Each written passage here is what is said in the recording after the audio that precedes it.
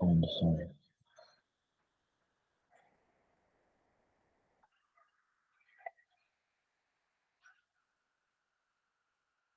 Yep, let me open this up.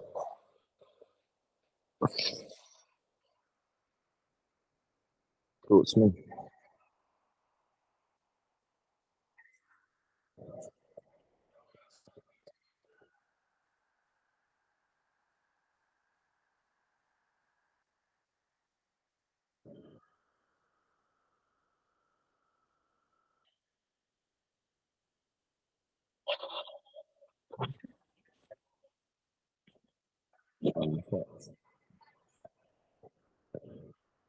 Oh, wonderful. We have a 1 hour call today. I'm super excited.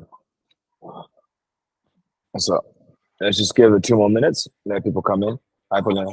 Hi, Dunia. Oh, oh. For all the males in this call, honestly, if all of you guys died, I'd forget about you. I wouldn't even remember to remember you. Like, genuinely. Like, my weekend was full of just speaking to ladies. And now to the other extent, it's just lots of men on repeat. It's a horrible experience for me. Traumatizing. Oh, any dying questions before we get started as we wait for people to come in?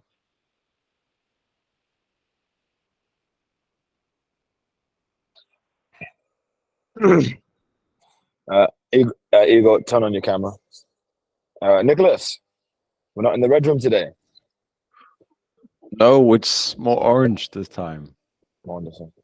Yeah. So basically I wrote to you on WhatsApp as well about this, but I might as well just ask it now. So basically I got off a sales call earlier, and sadly, or he was interested, and but he didn't have time to either go with the contract or do a payment. So my question is just, what's the best way to increase my chances of actually making him a signed client in this case?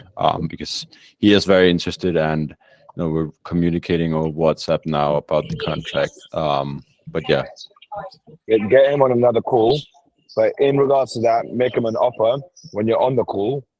And this is the first call, not the second call, and get him to pay a deposit to hold the offer. Mm-hmm.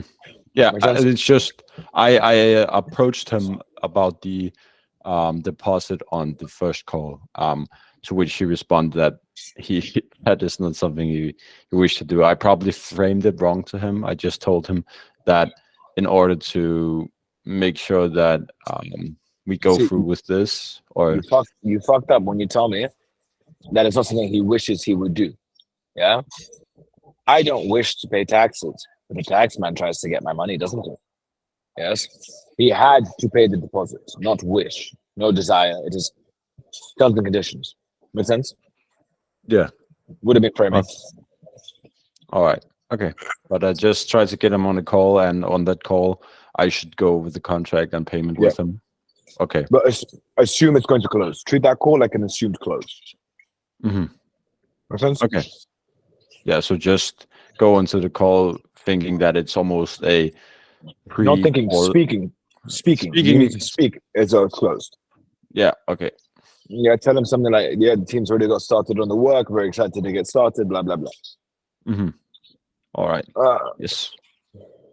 Mr. Guru, why the fuck are you in the spaceship? Mr. Tree? When is the earliest you should start to receive leads coming in from Facebook campaign? Within 24 hours if everything's set up correctly. Within 24 hours. Okay. Yeah. And have not changed the ads, or? Huh? If not changed the ads, or just run it for another 24 hours? How many ads are you running? 24 at the moment. How much are you spending daily? It just started, but it's capped at 30. Okay, realistically, nothing's been spent, and that's why, like, if you check across the campaigns, you would have spent nothing per campaign. That's why. Okay. Like the total, not per campaign. You would have spent nothing per ad set. That would be why. Yes. Okay. I'll just wait another 24 hours. You're wonderful, wonderful. Eddie, now, so first of all, põe your camera. Wonderful.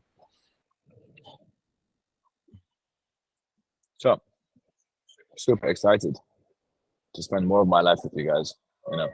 Brings me joy and happiness. You can skip to 150.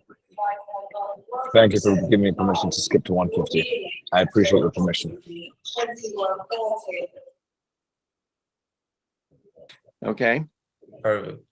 So, have you? So we're working with Max's people, I see. Very nice. Very happy to see. Fabian, is he part of Max's community? How come? LGBT plus? No?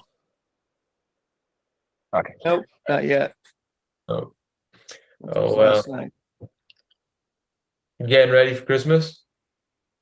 Oh yeah. Yeah, wonderful. Look, I want to be as tactical as possible, so we'll just dive right in, shall we? Okay. Perfect. So look, I mean, just want to ask you a quick few questions. Don't want to waste your time. Don't want to waste my time. If it's not the right thing, I'll let you know after 5 or 10 minutes. Otherwise, I'll lay the path forward to solving your challenges. Sound fair? Okay. What the fuck did I say to solving your challenges? Why are you trying to seem as though you are much better than he is? So it was that part that was the bad part. I didn't realize. So far, yes, but I also want to look at his environment because it looks like I want to see his background for a second because it looks like he lives in squabble, which would be indicative of his life. Yeah, he's got many layers of pain. And Yeah. then later on, I discovered what you could consider like a black swan of like more pain. So Yeah, and It's you fun. see, it took me a millisecond to figure out he's part of the LGBT community, and it took me another millisecond to figure out he's most likely got no shit in order. Oh, I thought you were saying I was in the LGBTQ community. No, no. Oh. Prospect. Mhm. So I think we both Look at the way he looks at you, Fabian. Look at that. got the right thing. I'll let you know after 5 or 10 minutes. Otherwise, I'll lay the path forward to solving your challenges. That was bad because if it's an intellectual buyer, which it's not, Yeah, right? yeah. It doesn't sound good. Hey, you did this previously. It's too aggressive. Sound fair? Okay. So would you Mhm. say just like presenting? So I'll present a solution, or what's the best way? No, look, if it works, I'll let you know how we are able to do what we do, Okay, and then you can see if it works. Nice and neutral. Nice and neutral. is how we can help reasonable? Why help? How we get results. Okay, how we get results. Yeah. So I think we both know you get multiple people calling you every day to offer you something. And I mean, obviously our team gave you a call and you booked in the Zoom call. So what was the motivation behind it? I'm sorry. So our And you're using too many fucking words. Why did you hop on a call with me today? yeah, I just do it to prevent them saying, well, obviously give me a call. But every fucking time they ask you, sorry, what did you say? Yeah. Our team gave you a call and you picked up and you booked in the Zoom call. So what was the motivation behind it? You mean behind picking up the call, doing this? Yeah, Curiosity? got it. And do you just Do you see how your plan doesn't work? How you're doing it? You're trying to structure it in an overcomplicated way, but his response is curiosity. yeah hop on a lot of calls then in that case if you're just curious, or is there Well, anything? most of them get hung up on before they even get started. Okay. So I is get there a lot of calls. I get a lot of calls from a lot of people telling me they were going to deliver something, and generally speaking, I'm not that interested in. I don't really believe that they can do what they say. So Okay, got it. And in that case, is there anything in particular that caught your interest or anything specific you're looking for to make this worth your time today? well, I think there was one thing. I believe you mentioned that you only We're going to talk about only work on referrals. Again? What does he say now? Is it only work on referrals? I don't remember, to be honest. get paid for when I actually Yeah. would close something. Mhm. If I remember correctly, that there was not a fee for the service. At this point, do you handle this, or we're going to see bitch behavior? Do I have him? Do you handle this? Do I handle? I'll take that as a no. Ahead I of don't that. think, to be honest. So I do We work just purely on performance, like I said in the call, and Mhm. it's per appointment, and the appointments are just charged only after you're closing deals. Right. That's not true. Is it? Yeah, I didn't mention that up front. Either I Why? mentioned this after. Oh, so I was gonna mention it, but he didn't let me finish after this. That Now, that yeah, I was interested gonna me say because there. a lot of these offers are, they want a monthly amount, they want so much ahead of time. And frankly, most of the leads they deliver are worthless anyway. So they're just collecting money from people, and not really delivering any result. Now, I don't get paid for anything except delivering results. Be nice if I did. People paid me by the hour, I'd love it. And as you probably are aware, there's a great upheaval happening in the business right now over this very thing, how we're going to get paid. And you know what? They want to pay me for my time. They could do that. They can't He's broke as shit. Because if he was making a lot of money, he would not want to be paid hourly. He'd be happy on his deal structure. afford it.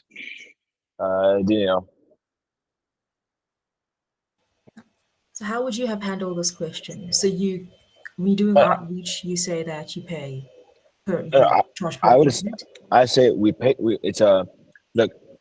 It's similar. It's on a performance model. Only when we perform do we get paid. But I'll be able to explain that in the end if you'd like. Right. Okay. And the second they start whining about upfront, I would just end the call. But look, I'm not gonna lie, you're probably not a good fit. Okay. Because I know that I can book more appointments in this 1 hour. Rather than take a 1 hour shit call, I can book more appointments. Yeah. This is true. Does that also signal that he's kind of lazy because he would rather get paid on the hour? Look at his third neck. I assume yes. Thank you.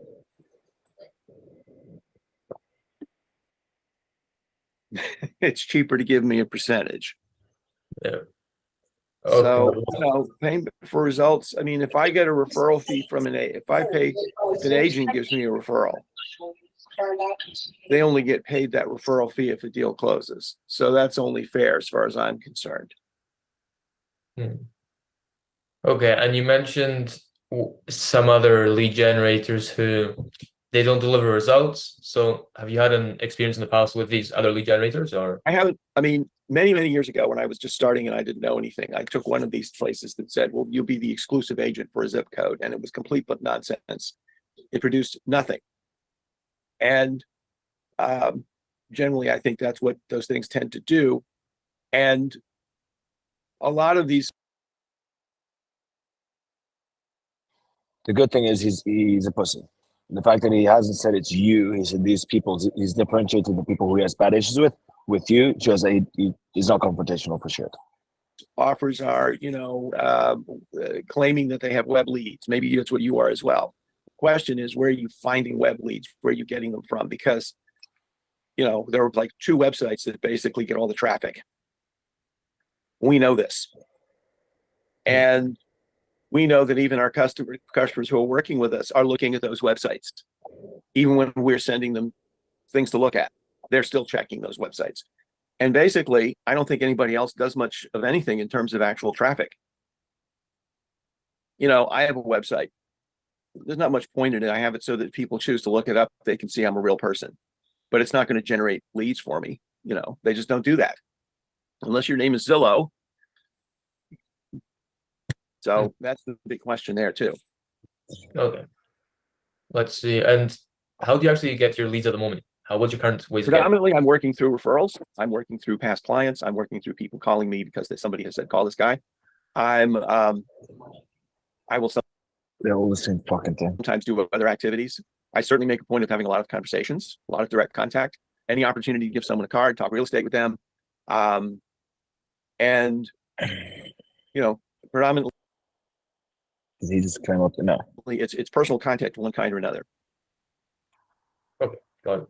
And look, just because we believe in transparency and we're we're a company that operates with integrity, right? We like honesty. Like I mentioned, we work on pure performance with agents. And when we do see that an agent is determined and they're capable of closing deals, to get started, we do have a small investment. And then from there, it is purely performance. So telling you this now rather than later, because if that's an issue, then hey, that's fine. I wish you all the best. But otherwise, we always find a solution. And depending on an agent's capabilities, we always find a way to help them, given that we can see they want help and they're capable of closing the deals that we're going to bring them. So really, it's your call. I'm just really trying to figure out your situation to see how we can best serve you today to offer you the right thing, right? Because we don't just offer the same thing to all agents.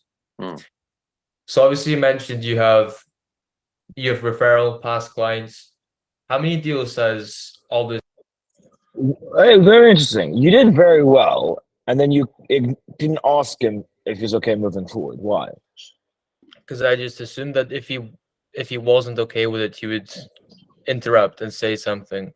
Maybe what I did was wrong. Maybe I should have asked. I just didn't want to bring up the inevitable, which was that he was going to say, I don't know. Maybe I did the wrong thing, but I just assumed you'd bet him. You spoke very well. You had balls, and what you needed to utilize at that point was silence. Okay, silence. Right? Literally silence. Yep. But you deflected, which is interesting. Leo? Would you say that it's even possible to close him at this point? Because like every possible thing that would unqualify him, literally he has. Like he don't want to pay anything up front. He's blaming the market and saying nobody is doing anything else than just waiting, and you don't want to pay anything up front. No, not necessarily. He hasn't said too much, and we don't know. Like he said, he doesnn't like companies that work up front. You want to leave? Yeah, cool. He said that he doesn't like doesn't like companies that pay up front. Doesn't necessarily mean he won't do it. Okay. Right? Fabian should have brought this up before. The fact that he didn't, cool, he brought it up now. I would have brought it up after digging a lot of fucking pain. If he didn't do it at the beginning, I would have done it after the pain, but now let's see what pain we've got. This actually brought you so far this year? Not as many as I would like, which is why I'm willing to listen to you. I think it's the best way to produce business in the sense that it's not trying to, cold call people and stuff like that. Yeah. But I would like to be getting more. So I'm always interested in how you're going to bring in new people into the mix, because you always have to bring in new people. I hope you don't have to respond to the bulk of my comments. I hope you figured out he just deflected your question, and I hope you asked. Yeah, no, Sure. 100%. And Yeah. I mean, we just believe an agent's time is used most efficiently doing what they do best, which is closing rather than calling people, which is why we do this. Although I'm really not here to make fun of you today. I'm just here to figure out your situation to see how we can best serve you. I'm just wondering what the actual kind of number of deals you actually have done this year actually is. And I'm not going to tell you that, but you know what? That's okay. Okay. Well, look, I mean, is that just like you? I don't have an issue with it at all, but I'm really just here to help you today. Like Well, I said, I'm I'm not not going to here tell to you make that. fun of So, you. I want to hear about what you're offering, but that's, Okay, God. Well, like I said, I'm going to get into exactly what we're offering because I want to walk you through and make sure we're both on the same page. But to know how we can best serve you, because look, I'm a guy who makes money by making other people money. And to be able to make you money, I need to know what I'm actually working with here. So the only reason I ask is just to figure out your situation, because we only work with agents who we can really just partner with, rather than just being, like a lead generator, right? We provide motivated buyers and sellers. So like I said, I'm not here to log your results. I'm not here to make fun of you. I'm not here to share. I would just like to hear what it is you're doing. I'm also curious as to whether you play that instrument back there. Okay, well, This guy is very good at lying.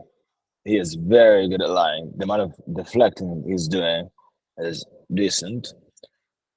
But I hope you don't succumb to it. like I said, I will walk you through everything. It's just the way we do things, and if that's not okay with you, then that's fine. Like I said, I wish you all the best. But I just really want to figure out your situation so I can best serve you today. Just like a doctor has to diagnose first before they prescribe the right thing, we believe that prescription without diagnosis is malpractice.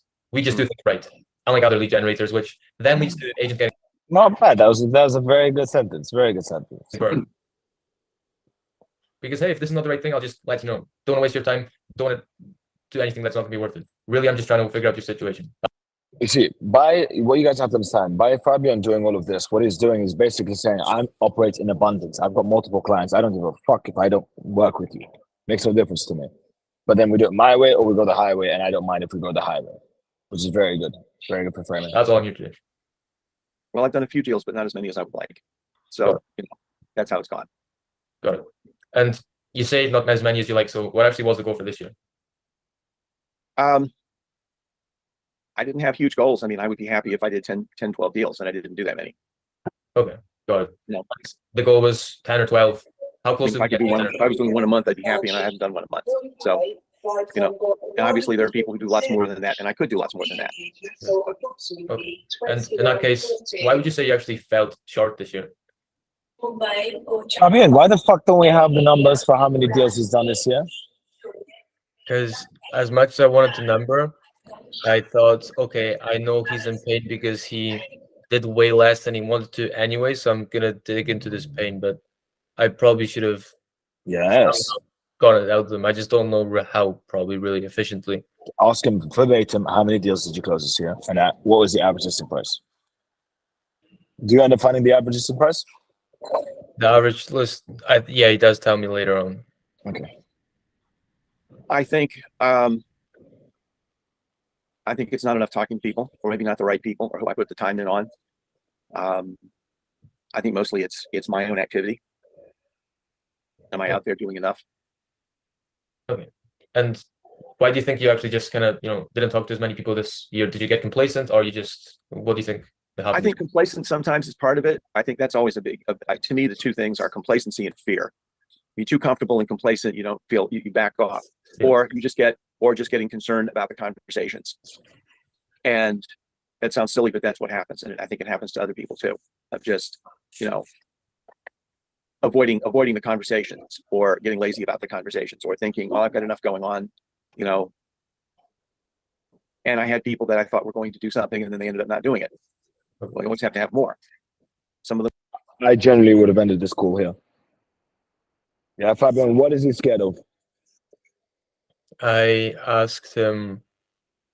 He seems to be just scared to talk to people. I asked him. What is it related to? Starts with a P. Again, what is his fear related to? Yeah, starts with a P. What is he avoiding? Starts with a P. Someone else tell me. Yes, Mr. Tree, well done, pain. Pain. Poverty. Yeah. To say you're spastic. Yes. So because he's avoiding pain, the likelihood that he's going to close anything that you send him is very low. The likelihood that he's going to work it properly is very low. Good right? point. Yeah. I wouldn't have reported this. I would have been like, look, I don't think you're good enough. I don't think you know what you're fucking doing. You're lazy shit. You should use a giblet. Giblet is the third chin. Thank you. But you carried on, so Then we'll do it, but they won't do it now. They'll do it eventually. Okay. Yeah. Things started to improve, I think, but it's, we're dealing with a very unpredictable market, unpredictable circumstances generally. Nope, I would have brought it back into pain. So I would say, so is the fact that it's an unpredictable market the reason to why you don't do your work the way you should? Like, is that why you're not responding to people? Okay. And, that's, I don't know, but I think I'm not going to blame anyone else. I think it's me. It's just what I was doing or not doing. So I would have then said, so why should we work with you? Verbatim, why should we take you on? We work on performance. Why should we take you on? Then I would have added a few points saying, look, we work with lots of agents. We get a lot of great results, but obviously we need our agents to work. How do we know you're going to work given your history? Oh, yeah. Well, first of all, I just respect that, you took responsibility, right? Because most agents just blame everything on the market. Did you just offer this man your respect? I should have done that, but I'm just trying to get him to speak more after I finish. I probably did it wrong though. At the end of the day, we can't control the market, but as you mentioned, there are other agents who are still killing it. So given that although business is way down. I mean, business is down. Everybody's business is down. Our office's business is down. Even our top agents aren't doing as much. So. But this man's done 4 deals.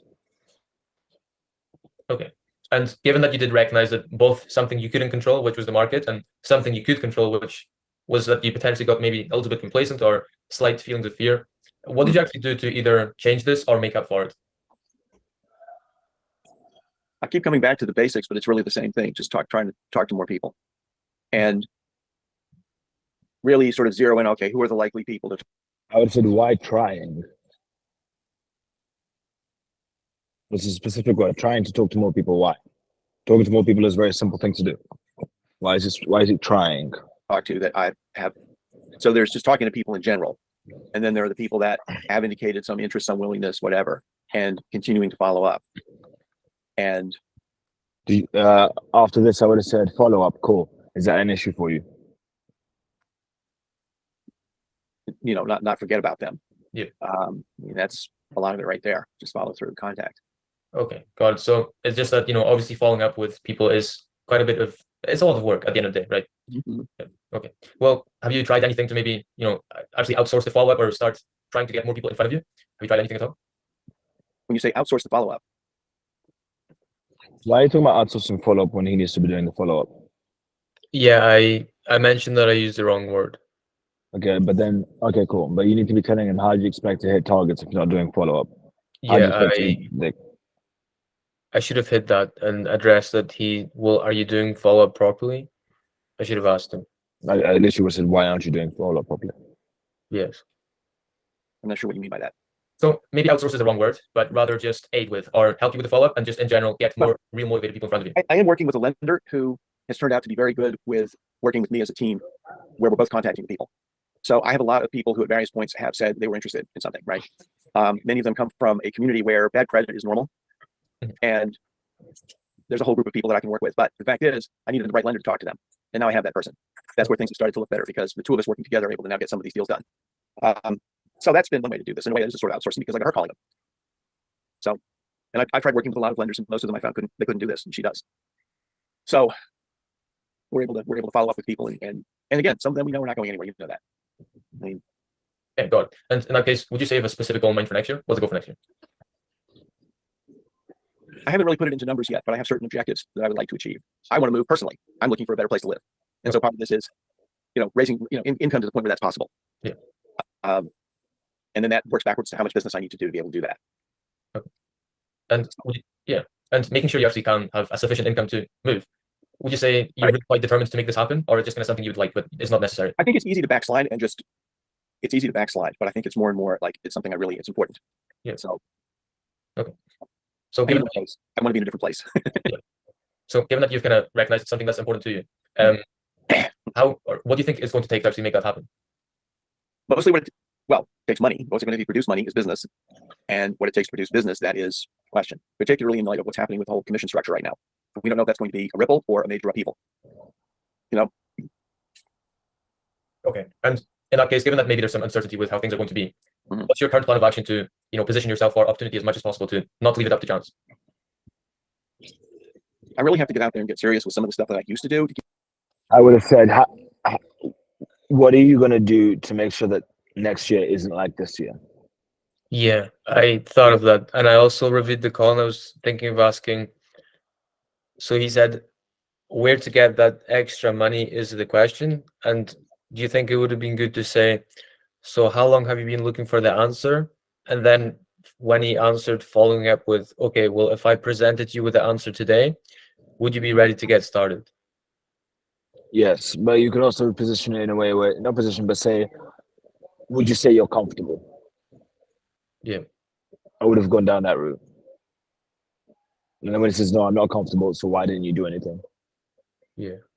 Like, I think he gave you pain, you didn't really push into it. Yeah, probably didn't. No. Like myself with Keanu Hassan, we could have made this guy cry. Yeah. Keep in touch with people, some of the ways that I was actually methodically contacting them and bring that up to speed. And I think actually that's a lot of it right there. And that, I'm just not putting that off, not making any excuses about it. Otherwise I'm just relying on chance. So it doesn't work. Okay. And obviously we're just not willing to leave it down to chance anymore, right? No. Okay, got it. And in that case, what's the kind of timeline you'd say here, just to actually bring in another lead source to help you, get the business up? And ideally, again? First part of that sentence? Yeah, so I'm just asking for your kind of timeline and what we're working with here to bring in another resource. Is it just like more so a few months or a few weeks as possible? Okay, so we're here in December. In our particular market, in a typical year, the spring market starts on January 2nd. And it's frequently over by March. I mean, it's very early and short.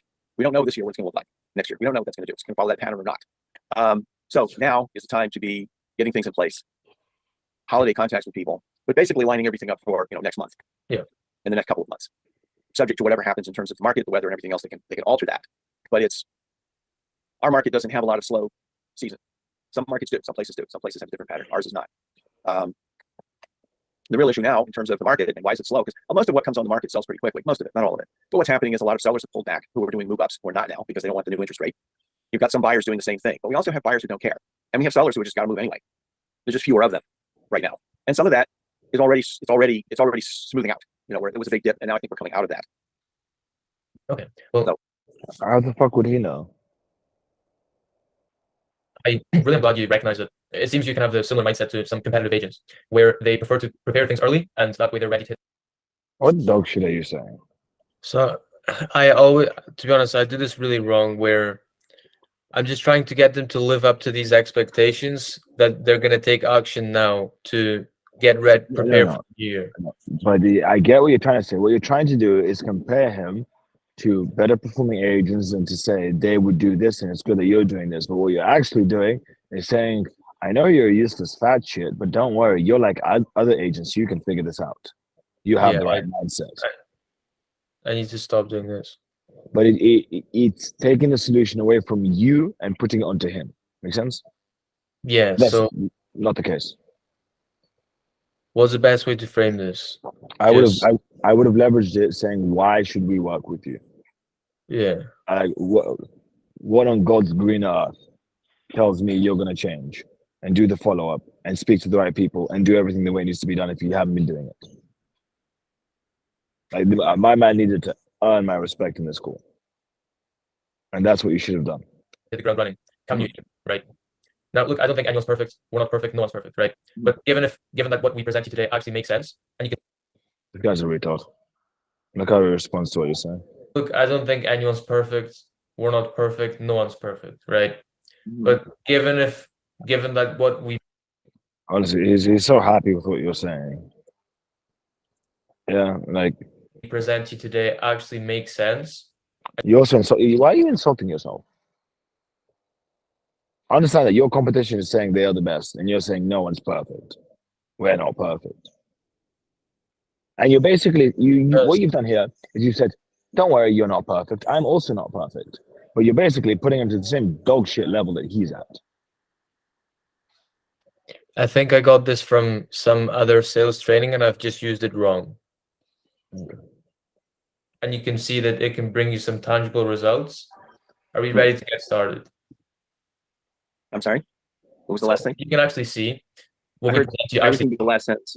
can bring you some tangible results. Are we ready to get started? I'm ready to find out what it is anyway. Okay, of course. Look, I'll just put my screen up for you. You didn't answer your fucking question, I Fabio. know. And I let him off at the end as well because I was trying to see if I broke the appointments down for him, if it would work for him. And he was just saying that probably, maybe. But I should have pulled back and said, look, if you're not... This fat fuck thinks he's smart. Yeah, I know. Right? On repeat, he's trying to act like a smart person. Look, I can get you one wording. You can't get answers from me. I would have put the fuck in his place, say, why on earth should I work with you? Right? If you ever tried shit like this, quickly humble him. Anytime he tries to avoid something, like, I'm happy to leave. I'm not in the position you're in. Right? Made him feel like absolute shit. Because he's feeling way too smug right now and you're letting it happen. I know. That's the issue. Every time he does this to you, you lose respect in his eyes. By the way, is that a Christmas tree in your background? Yeah. We do not approve of a twinkling Christmas tree. We do not approve. Just letting you know. And I'll walk you through everything so I can answer any questions you'll have. And then all we're really looking for at the end of this call is a yes, let's do this. This is the right thing, or no, this isn't the right thing. So have a great day. So, okay. Wonderful. And you can see my screen, yeah? Yep. Yeah, so we are Realtor and we do just provide the highest quality buyers and sellers through our pre-qualified appointments. So I'll just walk you through how the process actually looks just now. So first of all, we just a specific and unique targeting campaign in your area. And then we do regular testing just to make sure we're getting the best return possible. Now, there's a lot that goes into that, but I won't go into it too much because when our system really comes into play is with the internal sales agents team, because they actually call and pre-qualify every single one of the leads for you. And then we nurture every single one of those leads until deals are made. So I'll walk you through the rest of the process and the criteria, but do you have any questions so far? Nope. Of course. Yep. And look, with the appointments, we do provide. Hello, this is Lori. We do provide a call recording of every single one of the calls because this way, as you'll see later on our weekly calls, we can review these calls to make sure these people were qualified as thoroughly as we agreed. And this way, if not, then we can just discuss this. So let me just play this example here for you, and I'm just gonna turn my camera off because usually it bugs after a minute or two on this video.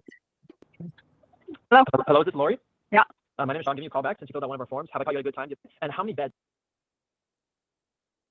Of a Can give you a call this week and send you over. Is that the time? Yes, that's the time right now. Okay, 4:30. Where do these people, you know? Yeah, well, look, I'm sure you get the idea. And I did just go get some water as well. I'll walk you through the rest of the process, but do you have any questions about that? Well, I suppose the number one thing is where do these people, you know, how do you get the people? There's a conversation going on. She's talking all about what she wants and everything. That's great. But how do they find her? Good question. So I just showed you on the last slide that we just do regular testing after we build out a campaign. So how this looks is we do regular testing on multiple different platforms. This can range from Facebook to LinkedIn to Google to Instagram, various different platforms. And given that we do testing every day, that lets us double down on what actually works best. And this way, we get people in the most efficient way possible before we call and pre-qualify them, and then deem them worth your time first. All you had to say was advertising. Which platform? All of them. Yeah. And whatever greatness comes, we send your way. Got it. And regarding the appointments themselves, yeah, go ahead. No, go ahead. Just go ahead. We do provide them in a few different varieties where this could be a face-to-face, a booked appointment, or a live transfer where we just do a warm handoff after this person's just been qualified. So let's say we provided you, or actually, would you have any preferences here between them? Sorry? Would you have any preferences here between them at all? Between what? These three appointments. You mean which thing? Well, I'm interested. I think it's important to be in front of people as soon as possible. You know? Okay. So face-to-face meeting is what I'm interested in. That's how you know people are real. That's how you take them out of just anybody can talk on the phone or whatever and do nothing. Absolutely. And regarding the direct contact is preferable if it's possible. See, I would have then brought back up the fact that this fat fuck doesn't like to follow up. Good point. Yeah, I would have said, is it because you are uncomfortable and unfamiliar with following up with the prospects appropriately? Is that why you prefer the follow-up? You're handling yourself very well, but this man has way too much power. Okay, got it. Keep note of that. Or, you know, something that's immediate, real time. Yeah. Face-to-face meeting, live transfer, because that way people are sort of, anybody can tell you something. And how many of the people you make these appointments with don't show up? So the no-shows we just completely discard because I was actually thinking about the appointments you're making with people like me that don't show up. And I noticed you were very diligent about pursuing and continuing to remind me about the appointments. Yep, certainly. So first of all, we make sure they do show up if possible. And if they don't, then it doesn't pay for these anyway. So it's not really an issue. As in the last slide. So let me just show you this in detail. So first, we just come to an agreement as to what an adequate level of quality actually is, mutually. And then we keep this consistent through our whole relationship. Okay. Now, regarding the standards that we do have, we will make sure you'll never pay for anyone who falls into any of the following. So if they're working with another agent already, if they fail to pass on loan approvals, if they have a budget in the bottom 10% of the market, if they don't speak to you, so as we mentioned on the last slide, if they don't show, then that's no use, so you don't pay. And if they're looking to complete the transaction outside of this. This is it. We can't actually check if they have loan approval, though. No. But the agent will provide you with proof that they did not pass on approval to the mortgage broker that they're connected with. Okay. Wonderful. But typically, they may not pass for one price point, but they pass for a lower one. Okay. Yeah. State in which But then people may have issues with wanting to move to the house that is not at the same price point as what they originally thought. the license, then same case. So let's say as an example, we provided you with 10 of these appointments. How many of those do you think you could close? Well, if they're serious, it's hard to say. Generally speaking, on referrals, you might close 2 or 3. But if they're serious people, it might be more like 6 to 8. it's somewhere in there, assuming they've been properly qualified. Yeah, absolutely. Well, in an ideal world, then, like you said, 6 to 8 would be great, and even on the low end, Would be nice to take the high end. Again? Mm-hmm. Yeah, that's the high end. Yeah, and even being pessimistic, you would say 3 to 4 or 5 of them. That would be fabulous, and that may be too high. Yeah, of course. Well, look, let's say something we didn't discuss is the average home price you tend to work at. What would you say the average would be? I'm just thinking, is there an average? I would say right about now it's about 650. Okay, got it. So, which is not high for this area, but a lot of it is condos and townhouses, so it's lower. Okay, so you see, Fabian, another place where you fucked up, yeah? Our gentleman here has never closed 12 deals in his life. If you were to tell him, look, if we brought you 10 people and you close 1 per month, so 10 per month and you close 1 of those monthly, would you be happy? Good point, yeah. He'd say yes. Stop trying to offer people the world, offer them nothing and tell them it works. You get my point? Yeah, that's something I need to change as well. Yeah. Because you have to see, if you're able to explain it to them saying, look, even on the low end, the low end, where this all operates shitly, you are still in the green. Yes. Rather than saying, oh yeah, we'll get 6 to 8 or 10. Say, if we got you 1 per month that closed from the 10 that we sent you, would you be happy? Yeah. I have a question because in the past, I had an agent who said, like, okay, I could close 8 out of 10. And I said, okay, well, let's say on the low end, you closed, like, just being worst case scenario, 1 to 3 of them. Then they kind of said, well, do you doubt your ability to provide high quality that only 1 to 3 of them will close? So ever since I've avoided it. You tell them, I have an understanding to the market. I have an understanding that there's many realtors working. I have an understanding that you may not be able to provide for everybody. Just because I sent it to you doesn't mean that other people aren't getting them through different means. Just because someone gets one realtor doesn't mean they get multiple realtors. That's how the market goes. And when they say dumb shit, just say, look, how much did you make from one deal? And they'll say, I had a low one, let's say 10,000. Okay? You tell them, if I bring you 12 deals in a year, or if only 1 in 10 close, right? I've sent you 120 people. Would you deal with 120 people to make 120,000? They'll say, yes, I would. That's 1 in 10. Yep. You say on the low end, being pessimistic, closing 3 to 5 of these appointments with the average home price, you say your take-home commissions would be 15 to 20,000 on average. Also, it doesn't fucking apply to this fat fuck because he doesn't close anything. Yeah. Like if he closed 3 out of 10 monthly, yeah, he's gonna be very happy. Probably die of a coke overdose though. It depends too on the commission. Yeah, somewhere in there. Like, I would say we should say the commissions maybe more like 10 to 15, 10 to 20, because again, percentages are down. This is part of what we're dealing with on the buyer end of things as well. And at the moment, the sellers are arrogant, so they push the commission down, and we have the issue around what's happening with buyer commissions that we don't know. Okay. So worst case scenario, $10,000 commissions, 3 appointments closed, it's 30,000 commissions, right? Or being just mid-level 50,000 or maybe. Okay. And regarding the follow-up that we do, let's say Jaswinder was ready to move in the next few weeks. Well, in that case, or if he was ready to move in the next few weeks, but he hadn't quite found the home he wanted to move to, then we'd just be saying, hey, Jaswinder, so I have a listing that matches your criteria. Let me know if you're free this weekend to see it. And then we'll just drop the information there so we can send you back a text. With Rosa, I think we both know sellers are nosy people, right? They like to know what's going on in the market. So with Rosa, we'd be saying, hey, Rosa, there's another successfully sold property in your area. I've added the details below. And then we'll just drop the details there. So this way, when Rosa does actually come to sell, we've created a relationship of value between you and the buyer or seller. And this way, she just uses a realtor.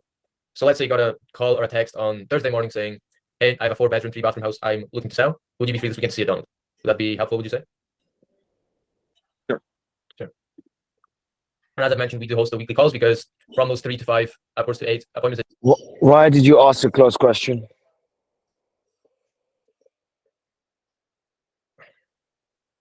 What would you add on top of would you find that helpful? He doesn't do follow-up. You could have asked so many double open-ended questions in order to get more information out of him and also pull pain. And leverage his previous pain and put it as a point of a solution for that pain. Do you get my point? Expand. So what I mean by that is, I was, as an example, well, look, you've had issues in the follow-up. Do you believe if you had a follow-up system like this, you would have closed more deals in this? No.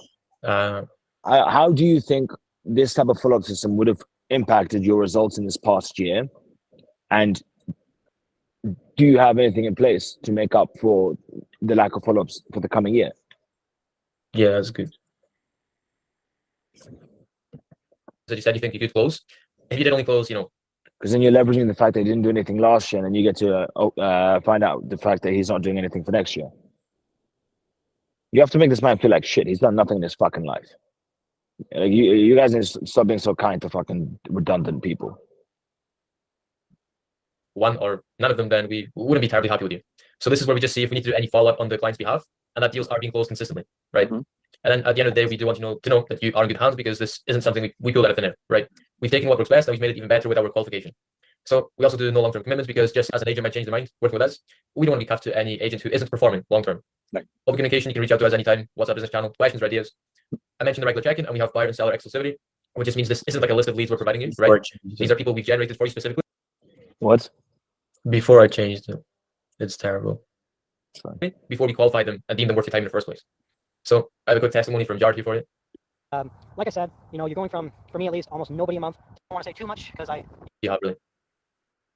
Oh shit. After a month or two, But essentially you well could have a campaign. done for being the only fucking genius who knew that they could edit videos. Well done. You edited this, yes, you cut it. No. Who cut it? Well, you said it ends early. No, but this is a long ass video.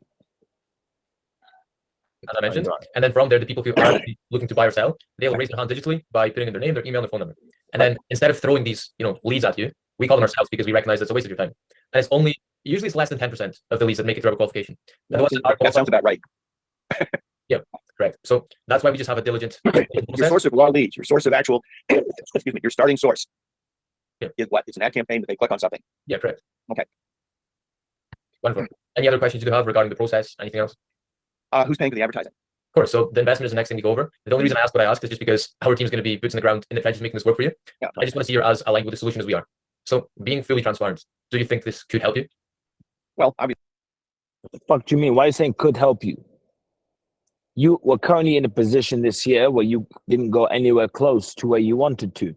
Do you believe if you had a system like this in place, either in this past year or the year forward, you'd close more deals? Yes or no? That's much better, yeah.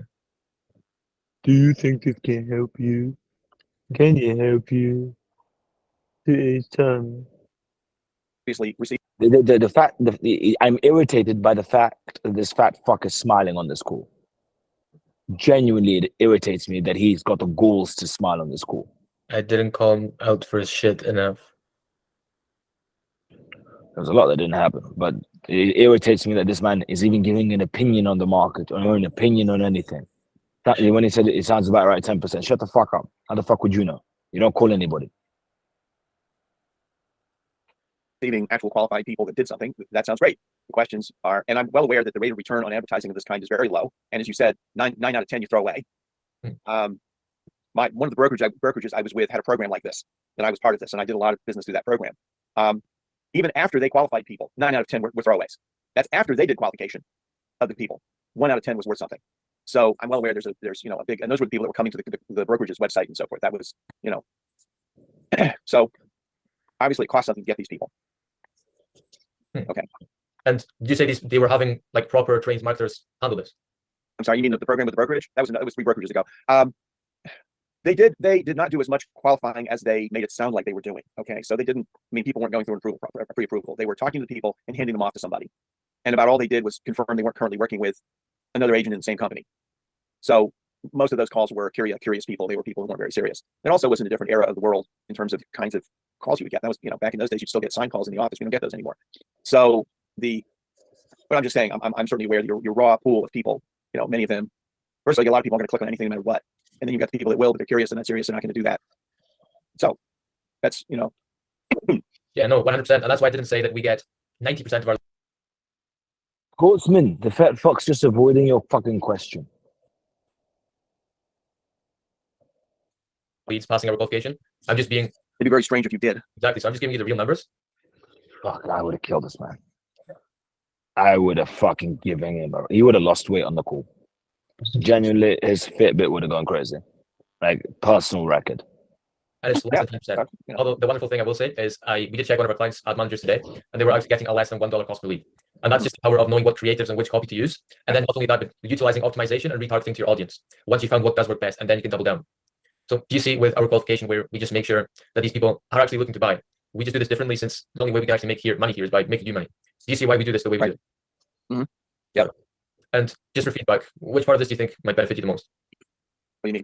Well, some agents like one aspect of the system, other agents like a different aspect. So just for feedback, I'm wondering if you have any specific take. Well, I'm not sure what you're talking about, because essentially what this seems to be is a source of new leads, new people that I wouldn't otherwise know. Yeah, well, some agents just appreciate the open communication. Others like the follow-up, so they don't have to do it themselves. Others like the qualification, so they don't have to do that themselves. Others. Well, I would say, I mean, certainly the follow-up is convenient that they do that, because that's always one of the places we fall short, but also making, finding the people and then qualifying them to some degree, as in, are they actually likely prospects, as opposed to people wasting my time. Yep. My man has all the time to fucking waste in the world. He doesn't do anything with it. No, certainly. So what we did, the whole a big aspect and goal of this actual system is to save agents time at the end of the day, so they can close deals, not call people all day. So with that, is there any other questions, or otherwise I'll look into the investment? Not right now. Yeah, just I'm curious to see what this. Got it. So look, first, we're not charging you $1 million. Oh, Fabian, he avoided your fucking question. What was your question? If he's Do you see how this can get you more deals? Or in your way, do you see how this can help you? yeah, he avoided committing to anything. Didn't say shit. We just have the first 4 appointments today to get started, and that signals to our team, okay, let's get to work for this person. And then we have a recommended $33 per day outspend, which is just a few to the vehicle, with the vehicle being us. And then from there, all future appointments are credited and paid only after deals are closed. So we do this just because since appointments are just $750 per appointment, if they do stack up, we'll make sure we'll never take more than 30% of what you take home from a deal. And this way, the minimum you can make with us is What was the thing you just said? 750. What was you saying? yeah, so let me just show you exactly how this works. Okay. So obviously, this is hypothetical because this is very low end worst case scenario. In your case, the commission should be higher usually. Although let's say after the first 4, we book you 6 appointments. So a fee equivalent of 4,500, and you close a deal and receive $10,000 commissions. So because we have a 30% cap, means we can only charge you 3,000, and the remaining 1,500 is rolled over to next deal. Again, cap at 30%. So let's say from the 6th, after a month or 2, you speak to them and you close another 2 deals. If you receive $10,000 commissions from them both, then those 6 appointments have brought you 30,000 in commissions from the 3 deals. So now, although 30% of 30,000 is 9,000, we still only charge the original 4,500 from the 6 appointments, which comes to just 15%.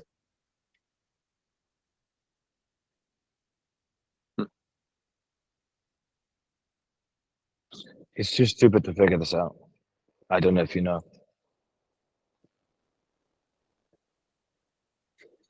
I'm trying to understand what the 4,500 is. His brain's going fucking haywire. So 6 times 750 is 4,500. Right. So what's the 750? It's 750 per appointment. Okay. I'm trying to figure this out here. So 750 per appointment, is that your total fee? Yeah, so let me help you out. It's really simple. It's just 750 per appointment, and if those appointments do stack up, so let's say we provide you 10 appointments. Right. If those appointments, you don't close all of them. You just after a month or 2, you close 1 deal. That's why we're going to wait until you close the deal to charge you. And if you have too many appointments stacked up, we're not going to charge for them all. The max we can charge is 30%. To once again make sure you can take home a minimum of a 3 times return on your money. Although in this example, it's more of a 5 to 6 times return on your money. Okay. So so you take up to 30% of a commission Maximum. towards the 750 per appointment. Do I understand that? You said towards? Well, I'm trying to understand here what the actual cost is.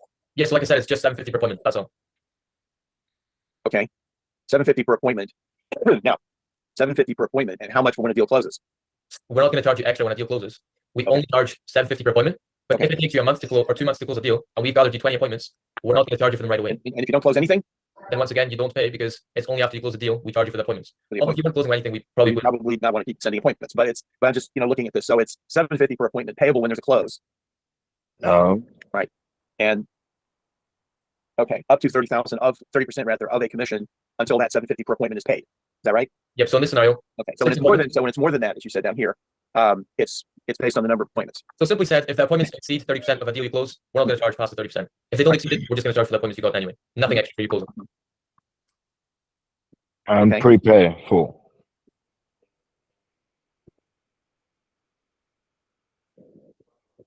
So you're prepaying 3K. Yeah. Okay. I think I understand this. No, you don't. Wonderful.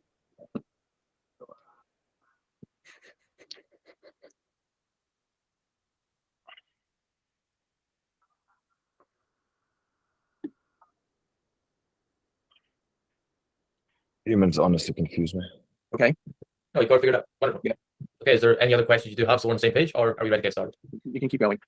Yeah. So this is an example. It's the end of the presentation. I'm happy to answer any questions you do have. Otherwise, have to get started. You said you recommend it ends up being about $33 a day in advertising spend, correct? Mhm. Right. Which is about $12,000 a year. And what other upfront cost is there? So we don't charge for the ad spend up front, and it doesn't go to us either. It just comes out after time. The only charge today is the 4 appointments I mentioned here. That's all. So in other words, $3,000. For 4 appointments, yeah. Right. Basically $3,000 upfront to cover the first 4 appointments. Yeah, it's not even a setup fee because most other agencies make up a setup fee. We just Right. charge for what we're going to get you anyway. And Mhm. we just work to get you those appointments. Well, it sounds very interesting. I don't have the $3,000 to spare at this point. I'm going to work on building up some other things, but I can keep this in mind because it sounds like it could be good. But I'm not going to do this today. Okay, well, I'm glad you are honest and you're just giving a straight up answer, with that being you're just not capable of doing it. Right. Now, look, I really don't want to promise anything, right? But given that we could make this more digestible for you, do you think that would help you out? Sorry? So if we made this more digestible for you, do you think that would help you out? Possibly. Okay. Well, finances aside, because they're important, which is why we're going to actually come to a solution here. Are you about to ask me a fucking stupid question? Do you think this will work for you? I just want to make sure once again that you actually do think the program itself can actually help you. It could. Okay, got it. And you say it could. So is there anything you want me to clear up for you, or are you happy with how it looks and you do think it could help you? I'm just looking at how it looks. We know the fucking problem's fucking pricing. He said he can't fucking afford it. Yeah, so let's figure out pricing. Okay. Well, if finances weren't an issue today, is this something you'd be looking to today? You're asking the same fucking question. Possibly. Okay, got it. Well, and the worst thing is he said possibly, which technically means you have to bring it the fuck back to why is it possible. Look, like I said, I really just don't want to promise anything, but at the end of the day, we don't want these 4 appointments to stop you from actually closing more deals next year, hitting the ground running, and hitting your goals. So to see if we could even help you today in the first place, would you be open to having an honest conversation about finances? Go ahead. Okay, got it. In that case, how much actually is in the bank account right now? Not telling you that either. Proud of you. Well done. Look, I mean, you can not tell me if you don't want, then that's fine. But I'm really just trying to see if we're capable of helping you today. Okay. So in that case, go ahead. No, go ahead. So in that case, if we were even able to make this more digestible for you, do you think that could help you? I don't know, maybe. You asked that fucking question already, Fabian. I want to fucking break the computer. Why you keep asking the same fucking question?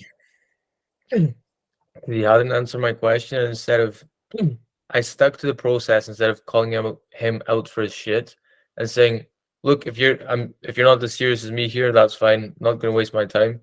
No, if you want to be in the same fat fuck position of degeneracy and doing butt fuck nothing in your life, you can play all cool. I know you're in a shit position. I have the capacity to get you out of it. But if you want to keep pretending to you and your community that things are good, you can keep doing so and live in the shithole squabbler that you're not happy with.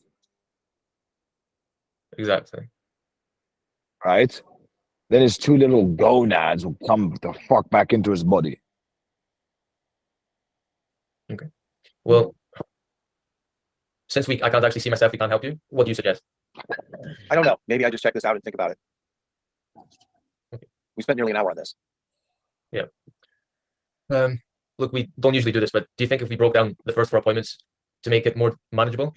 Why are you a bitch? Why are you pretending? Like in what country, when you say we don't normally do this and then give an offer like that, does it come across as believable? Especially when he hasn't even given you a counter offer. Disingenuous. Yeah. Do you think that would work better for you? Okay. And you say maybe. Look, I'm saying maybe because I'm not committing to anything at this point. Of course. Look, I'm not asking. Yes, he's not committing to a diet. He's not committed to do anything in his life. And you haven't made it fucking clear. I would have made this man feel like shit. Genuine shit. You to just give me an ecstatic yes. I'm just asking to give me honest answers. Because if the answer is no, fine. Just let me know. We won't waste any more of our time. But if we did break this down for you, do you think that could help you out a bit more? Why are you asking bullshit questions? If we can fix the pricing, will you get started? If you're happy and I'm happy with the pricing, will you get started? When he gives a fat fuck maybe, like why maybe if you're happy and I'm happy? Why would it be maybe? Good. Okay, got it. Well, because I don't know your financial situation, you can feel free to go ahead and tell me what you think would actually work for you. Let's just table this for right now. I've got other things I need to be doing. And I think I've heard enough at this point. What the fuck has he got to be doing in his fat fuck life? Exactly. I asked him. Okay, I mean, I can only respect that. But are those things you want to do more important than what you want to do next year? Let's just say I think I've heard enough for today. You put yourself in a fucking position to be under his nutsack. Yes? Do you think this would ever happen if I was on this call? No. Yeah, him fucking giggling like a fat fuck. Yeah? You lost multiple points of leverage. Your biggest issue on this call was the fact that you let him jump around and dance around the questions. Yeah, that's right. Yeah? You needed to hold him there and say, look, don't fuck around with me. I bring deals. You can't close them. Yeah. So answer my questions, or I'll comfortably leave this call and leave you in the shithole that you're in. Or be serious, treat it seriously, and we can move forward. Okay. And what do you mean by you've heard enough? I don't want to continue this right now. Okay. No, that's fine. I mean, I'm not going to force you to stay on here, Okay. but just curious. I'm just trying to help you make a change. So you I just understand. Thank you for the time, and I appreciate the effort. And at this point, this is all I really wanted to do with this right now. Okay. So it's just a straight up no. I just rather keep doing things the way I'm doing. Is that right? Right now, this is no. Okay. Well, if no means no, then I do wish you all the best in your endeavors. I might help you today, but if you rather keep going the way you're going, then I have no issues with that. You can't help everyone, right? So you have a great day. Thank you. You can take a horse to water, but when it's diabetic, it's going to go to the chocolate factory. Yeah. Wonderful. Goodbye. I got fucked up. By the way, guys, I didn't get fucked up by the fact that this man is fat. I don't give a shit about that. I got fucked up by how much control he had on this call, which he shouldn't have had. It was undeserved. Yeah. Scotsman fucking dog shit cool. Dog shit cool. No other ways to fucking describe it. Leo. Yeah, about the presentation, they all seem to do it very interacting and very long. Should you just a bit skip forward to the slide before the pricing and ask if they have any question, then move to pricing and then handle like more of the objections instead of like asking that much question during the presentation? Questions are good if they give you specific bits of information. Questions are useless if they don't give you any information. You can have questions of value or questions that are retarded. So it depends what you're getting out of it. Right? You can also utilize questions to get them imagining how your system would work so that they themselves can believe it works. Putting it all to the pricing at the end. And how do you do that? How would this fit into your current system right now? And would there be any issues? Oh, this could work quite well. We put it with our CRM and then we'd be able to link it up to the calendar. Are you guys able to connect to the calendar? Blah, blah, blah, blah, blah. That kind of shit. Make sense? Yep. It's not fully, but it's pretty much storytelling to an extent. I love how I say pretty much to an extent, which is contradictory. Mr. Tree. Before you hop into the pricing, what kind of questions should you ask? Because there's one like, okay, do you think that this can actually help you? And where do you think where do you like it the most? What kind of other question would be better to ask? Will this make you money? Do you see how this will make you money? Okay. And if not, where? Where are your worries? I'm going to say, oh no, I can see why it will. Da, da, da. So if it wasn't for pricing, you're ready to get. If we're happy with the pricing, you're ready to get started today. So many of you guys, one thing that irritates me, and I worry you got it from another fucking coach, right? Is you guys say, oh, are you ready to start in 3 months, 1 week, or today? Why isn't today first? Why aren't you saying today first? Are you ready to get started today, 2 weeks, a month, 3 months? When are you looking for? You guys put today last because it's got the most pain associated to you. I want to hear today first. Okay. Are you ready to get started today, in a week, in a month, in 3 months? What's your timeline looking like? You guys are scared to say today. It's very strange. Very, very strange. Now, before we move on to the next call, we're going to take our dedicated 5 minutes. Mr. Guru, no country, we're going to get through all the calls and get to your call. We have like 1, 2, 3 more calls in advance. Guys, we're going to take a dedicated 5-minute break because there's been requests that it's too much information for your brains to take in. So everyone go get a cup of water, tea, marshmallows, 5 minutes. And those who want to stay and talk, feel free. But we'll do the next call review in 5 minutes.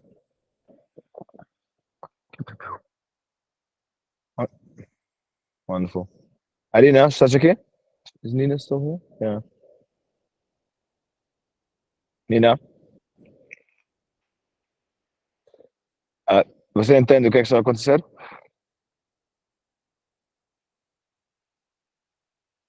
Ok. Nick? Epá, imagina, eu estou tipo mais ou menos. Ok, tá bom. Mas olha, eu não estou a conseguir ligar a minha câmera. Não, Tipo, faz mal, está não a faz mal. bloquear, isso, não sei. Não faz mal. So você vai aprender? É bom. Nick. Yeah, Ishmael, I was taking a look at the Go High Level and it asked me a number so I can call from. Is there something I need to do before I start calling? You know, when I press the button to call them, Yeah. it says that there is no connection to any number.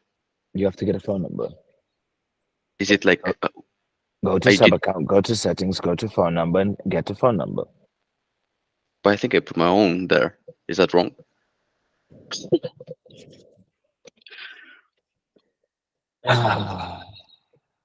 Sometimes.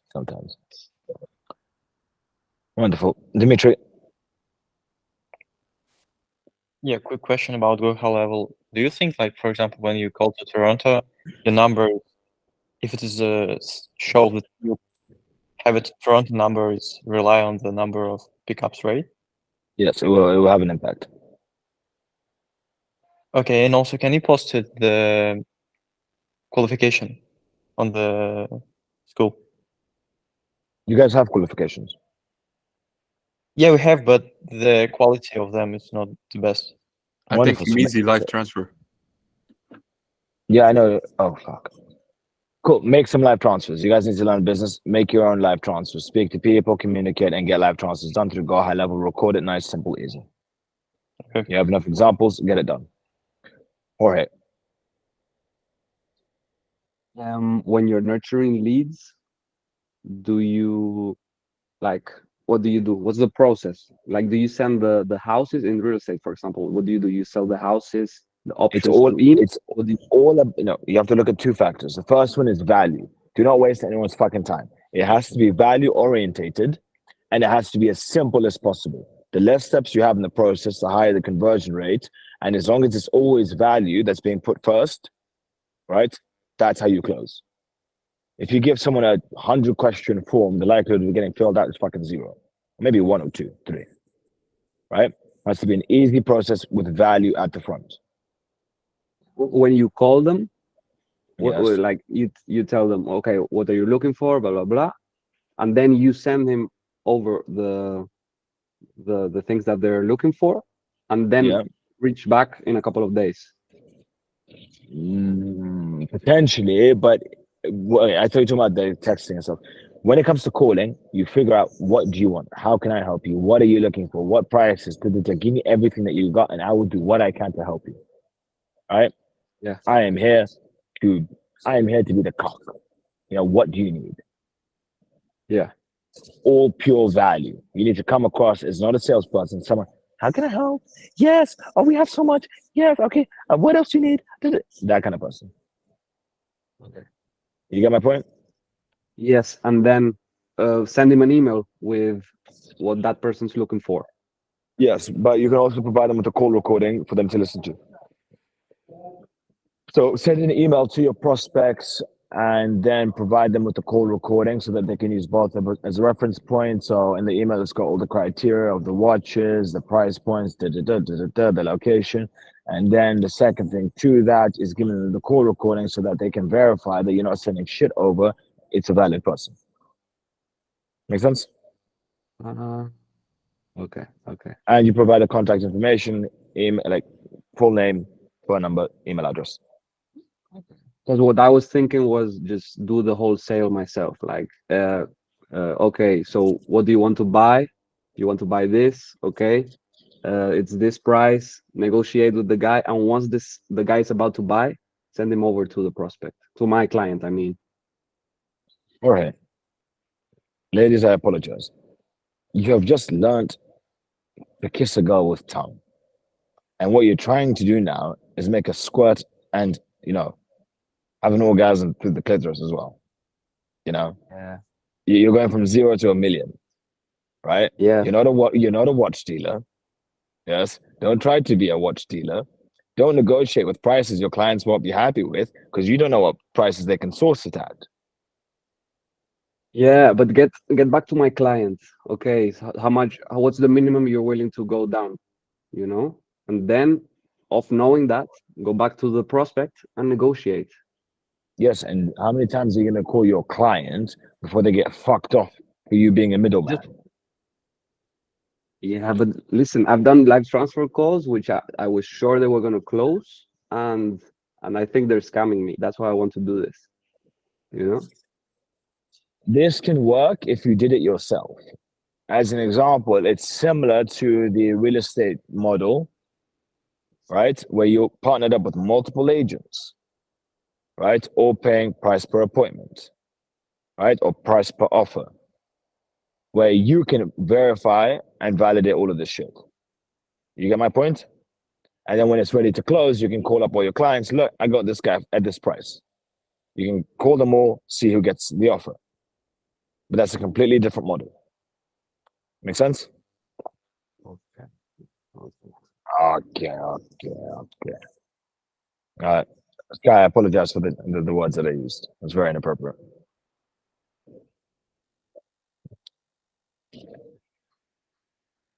Isaac. Assalamu alaikum. Well, How are you doing? Good. Obviously, I'm a good Muslim man. I'm also a virgin. I just wanted to let everyone know. Wonderful. Thank you. I Isaac, understand please. that.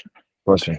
No, I just wanted to ask if you're able to check your WhatsApp because it says like there's just. Oh yeah, everyone. I lost my WhatsApp number. If anyone tries to contact me, I'm unable to be communicated with. I was doing some business with an individual, and the stupid bitch couldn't find her number on my phone, so she logged me out of my WhatsApp. So I no longer have access to that WhatsApp. Can I send it to you on school? Yes. All communication with me moving forward is through school, Eagle. So what should a good testimonial include? Like involve? I don't like leveraging testimony. Honesty is key because people can tell if it's honest or if it's scripted. The second you try and get someone to script to say specific things, it fucks up. The way I handle testimonials is I say whatever the fuck you want. I can't give a shit. Best way to do it. Whatever you want to mention, let them mention. All right. All right, but what you can do is you can now, in regards to getting clients, I honestly recommend that everyone adds to their contract that by the first live transfer, first booked appointment, first validated lead, you get a testimonial video. Put that in the contracts. Because the more of these that you have, the easier your life will be to close moving forward. Yeah, Marcus.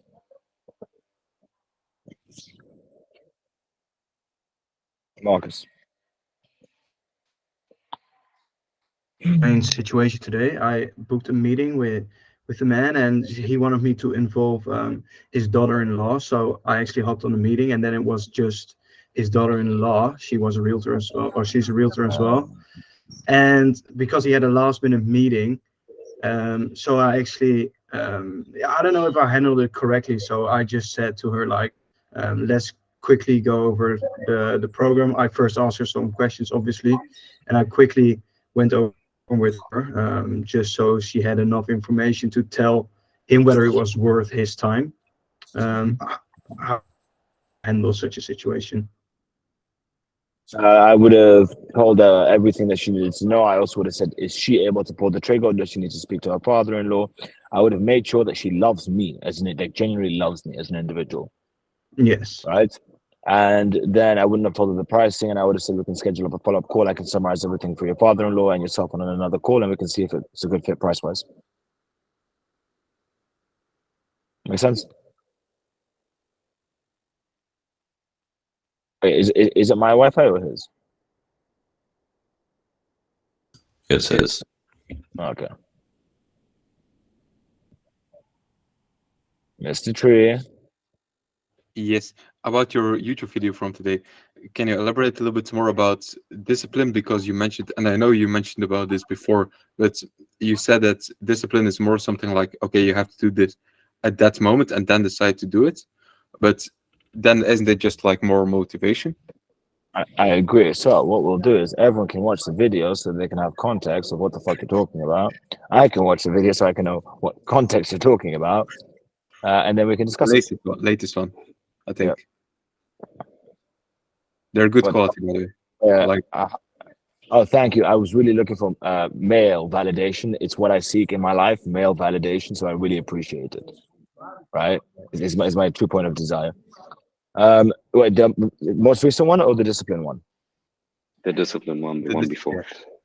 Okay, guys, everyone, please watch this, and then we can go over it. We're gonna do a little bit of mindset, and then we can carry on seeing how shit you guys are. So, everyone, please watch this. The link is in the chat. Thank you very much. Marcus, what was your question? Yes, I actually missed that last bit because I lost my connection. So what were you saying again? Well, I don't remember what your fucking question was. Oh, so the question. Yeah. Yeah. The woman who actually showed up on the meeting, so she was the daughter-in-law. Yes. Yeah. So I would have done everything except for pricing. Everything except for pricing. Yeah. Okay. So that's what I did as well, because she hadn't closed the deal yet. She just started 6 months earlier this year. All right, did you close her? Useless. Through pricing because I thought she was broke. Did you flirt with her? No, I should have. But it was like a chill conversation, so useless. Yeah, you have to recognize. Now, granted, he's going to freeze, but what you guys have to recognize is in that circumstance. Yeah. So, what you guys have to recognize is the fact that in this circumstance, she may be broke, but her father-in-law is more likely than not to pay for it. So, if she's got confidence in it, right, her father-in-law would most likely cough up the budget in order to get started. Yeah, that's why I would have done everything in my power to get her to love me as a person, because it shows a lot of confidence and competence when you do that. Wonderful. So let me see what video this man is talking about. Give me 1 second, guys.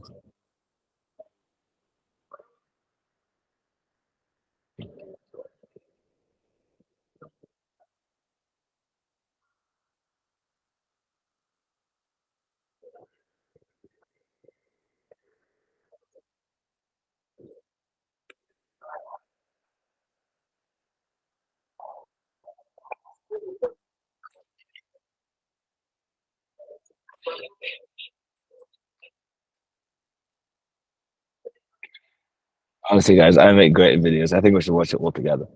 This is wonderful. This is wonderful. Come, guys, let's all watch together. Can you guys see this? Wonderful. Mastering the art of self-discipline. Now, most of you guys wouldn't know what discipline means. Discipline, if it hits you in the asshole, if it shoved its way so far up because your thumb's been there for so long and you're doing nothing. So what do you do when you have no self-discipline? How do you build it up? It's very easy. Stick around to the end of the video and you'll fully comprehend what it takes. The first step is starting slow and putting no metrics on it. The first step for those who do not have any self-discipline is not giving yourself targets. Do not give numbers, or I do this, I do that, I do this, I do that. Don't. It's in the moment. It's not saying I'm going to do 100 push-ups tomorrow. It's when you're ready, you tell yourself, I'm going to do 100 push-ups, and you do it then and there. But maybe you don't even give yourself the 100. You're going to say, I'm going to do as many push-ups as possible. And you get down, you do your push-ups. Maybe it's work. Don't tell yourself, I'm going to do this work in the future. When you're ready, do the work in the future. Because one thing you guys don't understand when it comes to self-discipline, it's so easy to say, I'll do it tomorrow. Because what you're actually doing is you're taking the stress off of your shoulders today and putting on the stress on future you. You cannot dictate what future you will do because you don't know how you're going to be at that moment. You don't know whether it's going to be right, it's going to be wrong. And if you're not doing it now and you want to put it on future you, who the fuck are you to put it on future you? Your future you won't like that. It can only be built up in the present. Only in the present can discipline be formed. You can make a million plans on how the future you will handle the discipline, but if you don't handle it today, it won't be handled the next. I can promise you that much. There's so many people who say, I'm going to go to the gym in the new year, and they don't fucking stick to it. If you wanted to go to the gym today. That's real discipline. It's one day at a time. It's not putting a number. I promise you, when you put numbers, 100 days, I'm going to do this. You're going to fuck up. I promise you, you're not going to hit the 100 days.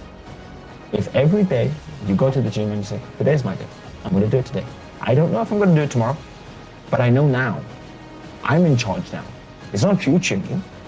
I'm in charge now. and you make that decision then and there. That is how you build up discipline. Discipline isn't about, oh, look what I'm going to do in the future. It's what am I going to do in each present moment, and through the build up that becomes life. And that's how discipline is formed. It's in the moment. Can I do this now? Can I not do this now?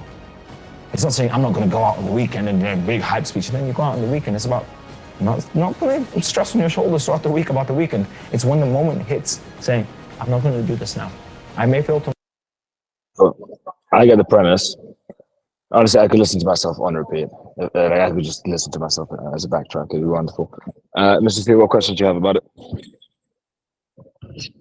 Yeah, so you mentioned a lot about discipline, that it's about in the moment, and that you have to do it in the moment itself, that you cannot force yourself to do it, for example, the next day. However, doesn't that become like too much of motivation then? Like, where's the difference? Can you explain? It's the opposite. But I don't understand. Like, discipline is just saying, okay, I'm going to do that, and no matter what, I'll just do that. No, because in order for you to go to the gym for 100 days, you have to, at each moment, when the clock strikes 12, you have to go to the gym. So it's not about the future, it's about in the moment. But the way you build it up is by slowly doing shit in the moment. I don't want to say it this way, but you'll understand it this way. It's slowly building up motivation bit by bit.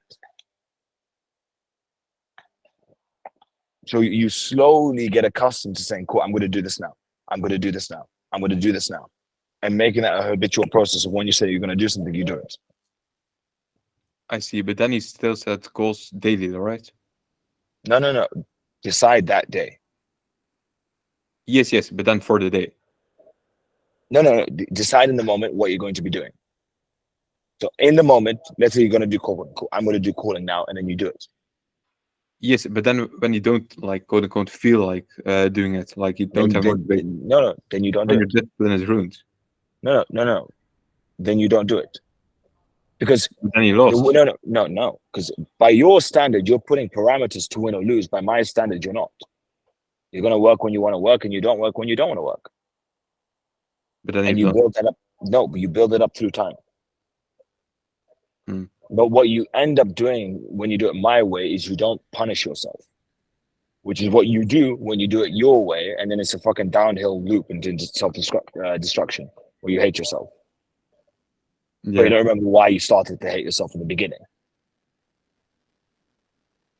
I see. It's a completely different approach. Yes. I see. But I'll explain my approach to see if you understood it.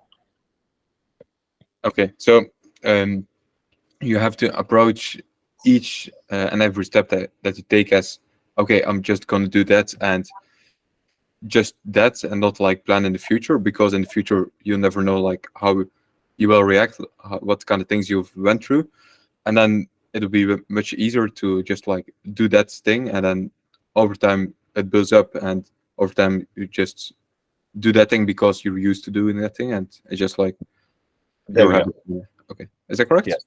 Okay. Yes, but it's slowly doing it, because you can't do it all in one day. Impossible. As an example,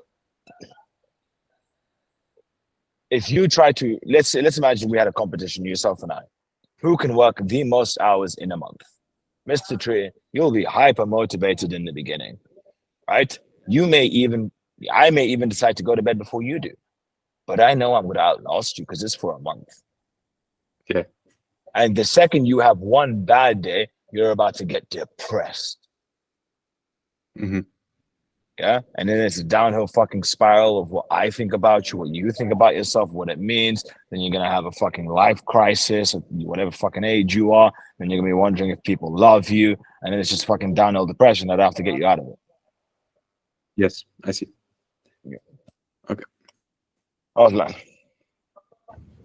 How do you handle this spiral of self-destruction if it happened already? It's recognizing it and reframing your mind. It's recognizing it and reframing how you think. An example is what Leo recently did. I've mentioned this before. It's where you look at it like it's not a results-based thing. It's a continuous habitual improvement. Your goal is not to close. Your goal is to improve every single sales call on specific things that you're working on. And just by doing that, you will close. But then it's focusing on how do I keep improving? How do I keep improving? How do I keep improving? And don't worry about the close, and then you will just close by accident. And would you set a certain amount of hours when you, for example, do cold calling and you say like, I will do tomorrow 8 hours of cold calling? Or No, is it no, fuck no, fuck no. I'd never do that. Mhm. In the moment, I'll do it. But even then, I'll say, cool. I'm going to try for 8 hours. If it doesn't happen, fair enough. Okay, understood. But I would make it as easy as possible for me to do 8 hours. So I would like draw a picture or some shit. So we would say just like, I will do as much as I can, and Yes. I will improve myself every Yes. time. And if I get a bit tired, that's perfectly fine. And what that means is you're not going to get fucking depressed, and then you can do it tomorrow, rather than not doing it today and then getting fucking depressed. Yeah, because then Yeah. what you're likely to do is you're likely to say, oh, I didn't do it today, so tomorrow I'm going to do 10 hours because I missed out 2 hours. Yeah, and the fuck you're going to do 10 hours of cold call. Like, good the fuck luck. Right? And then you keep making promises and this and that, and then you start negotiating, but then you get filled with self-doubt because you're not doing this and that. And by the end of it, you're saying something retarded. Where to one extreme, it's like, I'm going to 24-hour cold call. But you can fucking do 8 to begin with. Where's the fucking logic? Thank you. Ego. Is there a certain way to avoid feeling the need to work when you're actually like not working? So let's say there are certain times you have to do other things, like eat or something, but there's a time you need to cold call or, for example, go to uni. And then there's like this need to work, but then when I get to work, then it like kind of feels weird, but I try to keep going for as long as I can. So is there a way around that? I'm always working. And what I mean by that is, like, whether I want to or not, I will always think about work. But that's because I built it through time. And I understand priorities. So let's say I was to go to university, right? Granted, I might go to university to study sociology because, you know, there's so many women who study sociology, and then it'd be a great experience for me. Win, win, win. But, and I mean that in a good way because I don't like men, I like women. The rest of you can. Anyways, back to the point. I would sit down and I would say, cool, what are we going over in this lecture? Is this going to affect my life? No, cool, I'm going to do work. Right? If I'm in a social situation and that people just talking random shit that I couldn't give 2 fucks about, right? I'm going to just pause and be like, cool, what work do I have to do? What do I need to think about? But there's not much I have to think about right now. No, but there could be a lot. How can I improve my presentation? Right? Let me just, let me make some ads. Let me review ads. Let me look at other people's sales process. Let me do market research. Let me understand my niche better. There is times where there's 2 types of work. You get the action-based work, which has an effect on the business, like direct impact. And then you have technical work that will have long-term play on the business, where you don't see immediate returns. One great one that you can do is sit down and just research your niche. Research your niche. And you don't need to do that much research to be an expert. Yeah. In 24 hours research in 1 month, you'll be a fucking expert in that niche. As long as you did an hour a day, but a proper hour a day, understanding what you're researching and why you're trying to research it. Good. Does it mean that you shouldn't plan anything for the next day in terms of cold calling goals or something like this? Because you've said about the moment that now But we pause. There's planning cold calling and there's planning cold calling goals. Those are 2 different things. You can make a to-do list, but why are you putting targets on your to-do list? But then again, it depends on what type of person you are. You are highly conscientious, correct, Guru? as fuck. Yeah. So it may be better in your case to make specific goals because you will most likely hit your goals. Correct? Yes, that's But why I try to understand if it's wrong. It's not necessarily wrong, but you can do a lot of work non-stop. Some people struggle to do that. Doesn't make you better or them worse or whatever, vice versa. But then you have to work to yourself. If you're highly conscientious, cool, make a full diary for 2 months in advance, you will likely stick to it. But when you're lower on conscientiousness, you won't stick to it. So then don't do that. Got it. Appreciate. Wonderful. Mr. Tree? Don't you mean industriousness with this? Or like What? what? Don't you mean industriousness with this? Like to plan ahead because you'll Do you really think when it comes to sentences and selections of words, right? You'll be able to correct what I use in my sentence. No, I'm just a little bit confused. Mr. Tree, what is conscientiousness? Consciousness, sorry, is that you'll do the work and do what you say you'll do? Okay. And how is that different to industrious? Yes. Industriousness is more about the work itself. How hard you work. How hard you work, yes. Okay. But you can work very hard, but if you never fucking start said task, you're not working very hard, and it's because you're low on conscientiousness. Okay, I see. Yeah, so conscientiousness is sticking to our plans. I don't want to call it OCD. Wait, Goo, would you call yourself OCD? What does it mean? Obsessive compulsive disorder, where you do things in a specific way. And they need to be done, or else you get depressed. I'm not sure, honestly. Okay, that's fine. Aslan. What number do you consider low conscientiousness? I'm not below 50. Look at the average for a male. Just check the average for a male and do it that way. Okay. But just because you're low on conscientiousness doesn't mean that you're not efficient. Ego. Is there a good way to learn how to decrease the need to consume things? I have no idea what you're talking about. So, like, should I, for example, I'm like spend a lot of time on Netflix right now for some reason. Like when I go make food, instead of eating like for 30 minutes, I'll eat for an hour and a half, like the duration of a movie. Should I just sit for, like, just disable my phone for a couple of days, or? Why can't you? You brought this point up. I didn't touch it. I eat and work at the same time. What does eating have to do with working? Because I have to make the food, and then, and during that time I can't work, and then I use something to distract myself, which is then over. Say again? So let me understand this.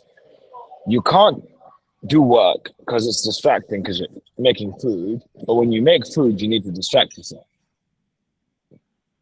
No. I don't know what work to do when I make food. You can do popcorn. While I'm making food? Making pasta, it doesn't raise much noise complaints. No, but I'm eating like cheap meat. Just pause while you chew. No, I mean, when I'm cooking it, it's very loud. Put the fucking tin over the fucking pan. It doesn't make noise. So every time someone picks up, I put the tin over the. Yes, and speak to them. All right, I'll try. I'll see how it goes. It's better that than watching fucking Netflix for an hour and a half, isn't it? Yeah. Yes, shit work is better than no work. Not always, but for the bulk of the cases. Oh, Mr. Tree, thank you for giving me permission to review sales calls. I'm very grateful for your permission. No. I meant that he could watch and review his own sales calls while he's cooking. Okay, yes. That's maybe an idea. Yes. Wonderful. So, we all knew that was going to happen. 100% we knew that was going to happen. So, let's see. Drive. Yeah. Ooh, actually, my Google Drive should work on here, actually. So, Aslan's cool. Let's see this dog shit. Super exciting. Leo. It's real estate one. I'm here. Yes. What do you want, Leo? No, you just meant because the sales call review. Leo, did you put your fucking link after Aslan? Where is this one? Oh, sorry. My bad. So stupid.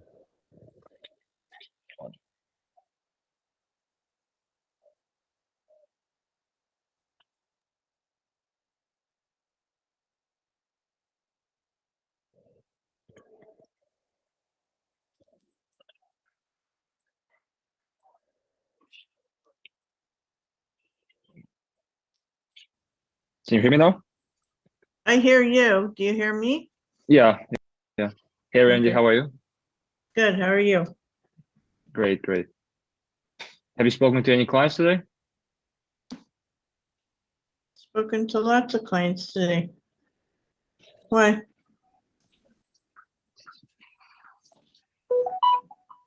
Okay, so we have under 15 minutes. I'll ask a few questions to see where we're at, where you want to go. And if I see something that we can help with, I show you what we can do. If not, we'll go separate ways, no problem. Sounds good? Sure. I thought you were telling me how your system works. Yeah, we'll get into that. So, Okay. obviously, No, you're ignoring her. What you need to be saying is, look, I'm happy to share my system, but honestly, I want to know. It works for some people. It doesn't work for everyone. So I want to know if it will work for you, because I don't want to waste your time. You have to be clear about that. Understood. Yeah, you can't. If you keep ignoring everyone, they're not going to sign up because they're going to system like a cunt. obviously, my team gave you a call. You decided to join.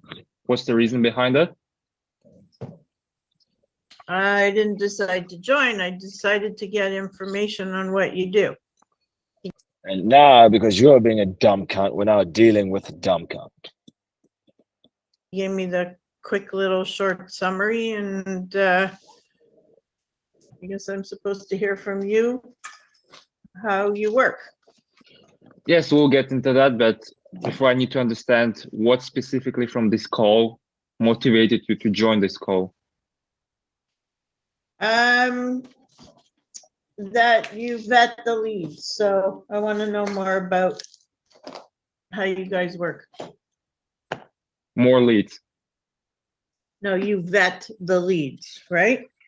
That's what he said? Yes. Okay. And what's So- your current process of getting leads? Why are you so fucking aggressive?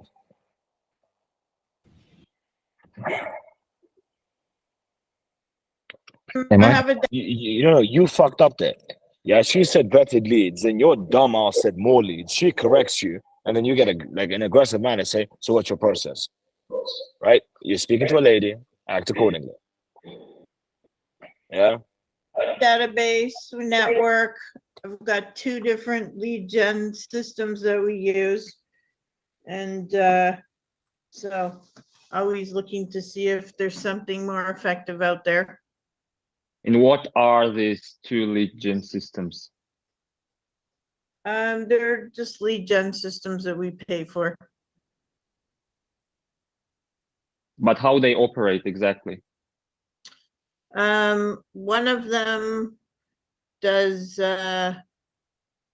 leads, I guess through Google Ads, and then they send. They're both exclusive, like they don't get shared with other realtors. The leads, I guess they both work. Like one's focused on pre-constructions and assignments, that kind of thing, and the other one is focused on regular resales. Mm-hmm. Okay, and how many leads are they getting you? Right now, it's much slower, obviously, but normally they're good. One of them, we can tell it how many leads we want. So, 5, 10, whatever number you want per week. And then the other one is supposed to send, I guess, 10 to 15 leads a month or something.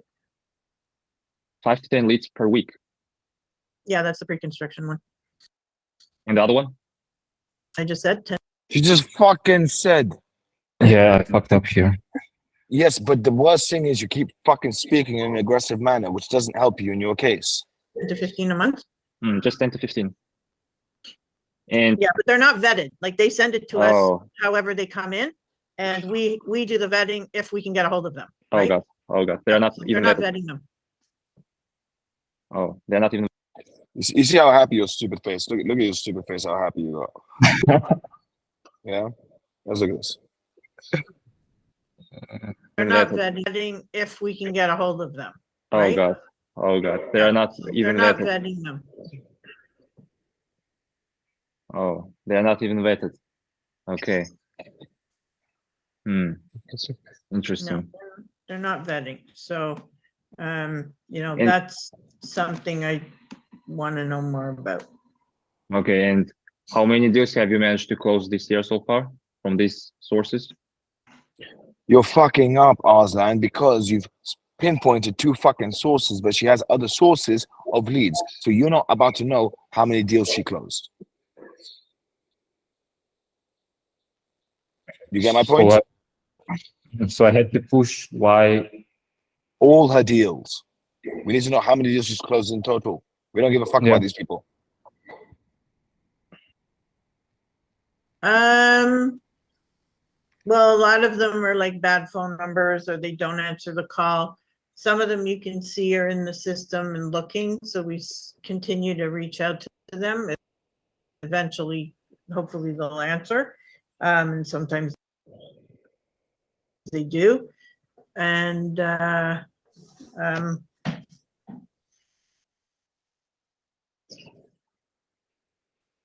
just totally lost my thought. What was your question again? From these lead sources, how many deals have you managed to close this year so far? Oh. From the lead sources, probably from those sources, probably 5 from those sources. It's not huge. Mm. And overall, you mentioned you have other sources as well. Yeah, because I have my own network. of Yeah, people. and from your sphere of influence, overall, how many deals have you managed to How close? many are we closing? Yes.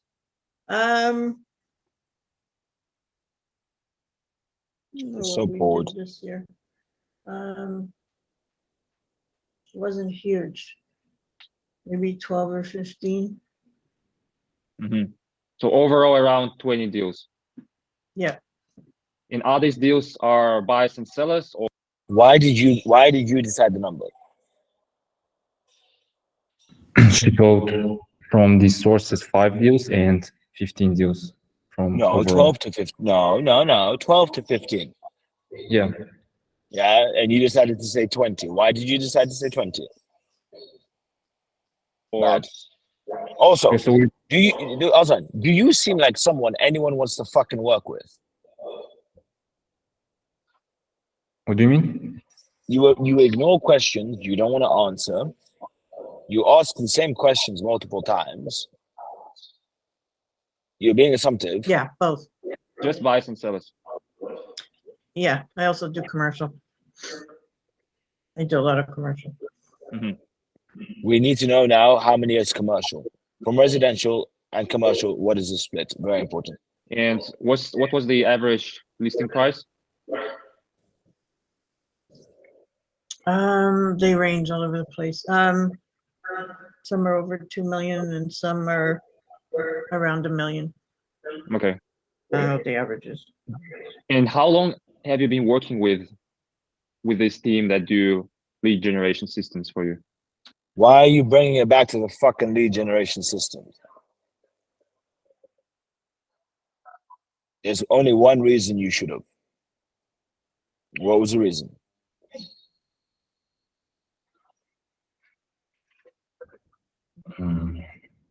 If they don't bring results? No, you need to know over what time period, right? And then you can do maths based on how many leads she's received, based on what she told you in the time period, and then you can see the close rate. Yeah, you can use it as calculated in order to come across as competent. One of them for about 6 months, maybe 7 months, 8 months. The other one for, I think, just over a year. Over a year. But now what you don't fucking know is there's been 5 between 2 companies. What is the split? And they were just bringing other you, ones before. yeah, Sorry? 10. And one of them were bringing you just 10, 15 not vetted leads. Other one were 5 to 10, also not vetted. Correct. And in this period, during these months, have you tried any other methods in order to increase your current? Your fucking line of questioning is all benign unless you find out how much. Like, there's only one reason you've gone down the route. So you need to know what is the split between each company. There's been 5 deals between the 2 companies. What is the split and the amount of deals closed? And then it's to find out if she's made a positive ROI or not. So how much did she pay this? No. For each system, right? Which one brought 3 deals? Which one brought 2 deals? Because that's most likely the split. Okay, and why do I ask this? So that you can get an understanding of what her close rate is and what she's satisfied with. How long is she happy to pay on the basis, like, for things to close? You also need to find out if it's referral based. I have a gut feeling it's referral based, but I could be wrong. Leads and Sorry? during these months, have you tried any other methods in order to increase your current leads? Other marketing methods, other lead gen methods? Yes, I mean, lead gen is a part of the marketing. So what other methods have you tried? And that was a sentence that basically says, I just wanted to re-clarify that I'm a cunt by giving you a, I think this is what ladies call mansplaining, but I could be wrong. I call it, it's being a cunt. There's no need for you to say, yeah, lead generation is marketing services. Do you get my point? Yeah, yes. Well, like I said, I belong to a bunch of networking groups. I have my own events and my own database. What else? I advertise on a couple sites for certain things. And how was that working with advertising? It's good, but it's commercial. It's not residential. Okay. But it didn't work with a commercial. You see, I can tell by your fucking face, you're thinking, what other question should I ask? I think I should ask another question. And then you pull the question out your ass, which isn't relevant to anything. Why are you talking about commercial when you do residential? You have no reason. You're not just thinking of you're thinking of questions to ask. You're asking questions for the sake of asking questions, which is benign. Also, based on her price point, I would have tried to find out more information. She is, depending on her team size, I think she has a team. She is an intellectual buyer. Yeah, I also understood it.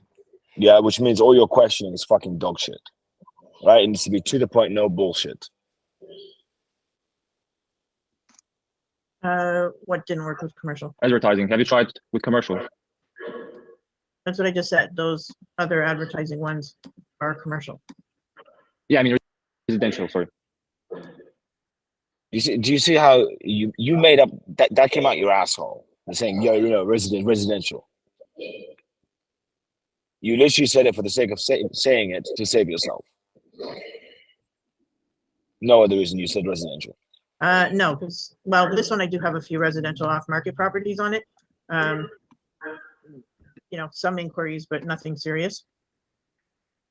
And I have some off-market properties as well. I see. And what is your goal for the next year? So you've managed to close 20 deals around this year. How many percent would you like to increase for the next year? 300%. 300. So you want to go from 20 to 60? Yes. Okay, and what's your plan to get to that? I work with my son, so he's been doing a lot of education on how to convert more into getting face-to-face appointments. So he's been working on that, and it's been much more successful as far as being able to get in front of people. So I would have wanted to know the maths on what she just said. Okay, so your plan is just rely on your son that he will close more deals, or how's that? He's doing most of the residential. He's doing all the new leads and stuff. So Also, if you attempt to undermine her son, this will not go well. when I have people contact me from my database or my network, they already want to work with me. I don't have to convince them. So he's working on new cold leads that are coming in. So it's a little bit different. So I'm not depending on him because I'm spending a lot of my time on the commercial side. Does that make sense? Okay, and overall, your referrals, we both know that referrals are not predictable. No, they're not. And what's your other thoughts? Like your son will be doing residential ones. He has. Auslan, fucking dog shit called. You are asking random fucking questions. How did that not have a I don't follow-up? have to convince him. So different. So I'm not depending on him because I'm spending a lot of my time on the commercial side. Does that make sense? Okay, and overall, your referrals, we both know that referrals are not predictable.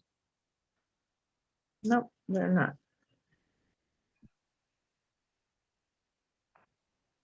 And what's your You have 5 fucking seconds of absolute silence for no reason. other thoughts, like your son? And then you ask a question, we know the answer. But then you recognize that you already asked that question, so then you move it to the son. And I don't see Will what be doing residential ones. He has lead generation system.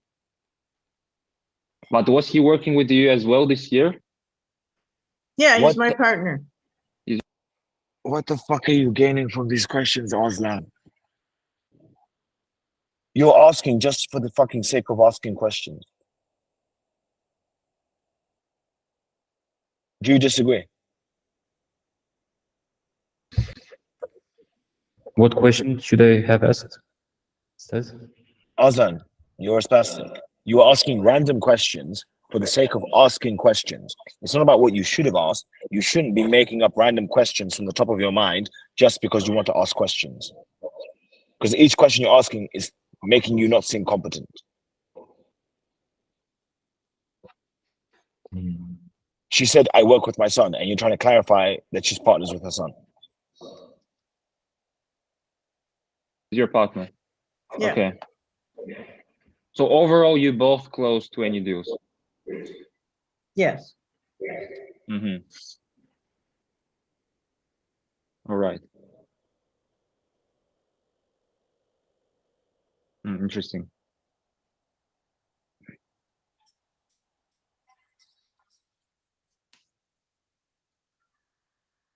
So if we set up the system, how long does that fucking take?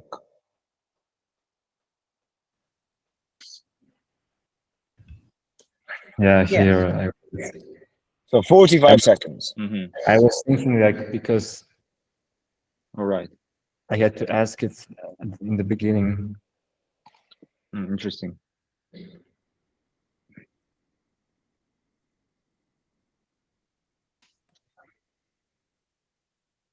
So if we set up, it took you 20 seconds to think of the fucking next thing. The system that will bring you additional 15 to 20 leads every month, but they will be qualified before. Would be something that you would like to implement in a couple of weeks, days. Again, same dog shit weeks, days. Or as soon as possible. Yeah, if the plan's right and the system sounds right, then definitely. So she does not give 2 shits about you, Aslan, but it's because of how you're speaking to her. The fact that it's taking you so long to fucking ask something, and the fact that all your questions imply you're a dolbayob. Every question needs to be of value. Every word needs to be of value. And you're just burning her time. Are they vetted by AI or are they vetted by a real person? They're vetted by a real person. We have a team of ISAs. Okay. Yes, I will explain it right now. Are you ready for presentation? Yes. This call is just dog shit. I don't want to put everyone else through this. Is so bad. Aslan, that was a dog shit call. You want to explain why I was dog shit? You understand? Because of questioning? Yeah.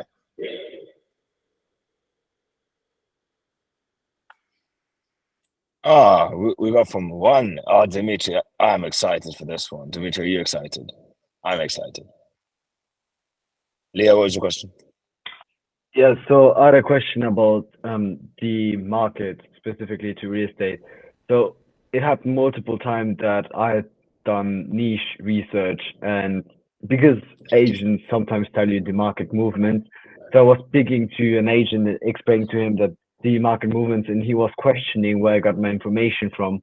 And I said I did my research, and found out that I was right. For example, there's like an increase of more No, Leo, what you need to say is my research is based on what I'm working with my clients, not based on your research on fucking Google. Make sense? Ooh. Yeah, because sometimes it literally doesn't make sense. This year the market has increased over 40% in Toronto, and they're all talking shit about it's decreasing, but the number shows the opposite, and they don't No, believe it. but you have to understand that it is a few agents or a few teams that are pulling in all the numbers while everyone else is struggling. As an example, the world is in a recession. Yeah. I don't fucking know how. Right? You get my point? Yeah. But the rest of the world yeah. knows it. Okay. Excellent. Great. Can you give me other example of question instead of would you be moving forward with this in a few weeks, in a few months, or in a few days? If you're happy, what's stopping you getting started today? So just emphasize on today and not give any other options. Today. Okay. Yeah. If you're happy with everything and the pricing makes sense, are we getting started today? Okay.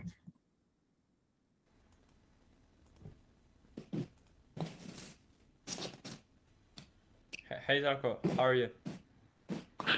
Hey, good morning, Danny. Good morning. How are you? Great, and you? What? Well, nice to meet you, Danny. Great to meet you. I'm okay. Okay. How your gym was? Go ahead. Okay. Well, So before I'm sorry? Yeah. Uh-huh. Before we move to the pricing, Go ahead. I just want to ask you a quick question. Okay? Wait, why the fuck are you talking about pricing? It's follow-up. Okay. Go ahead. Yeah, so Go like ahead.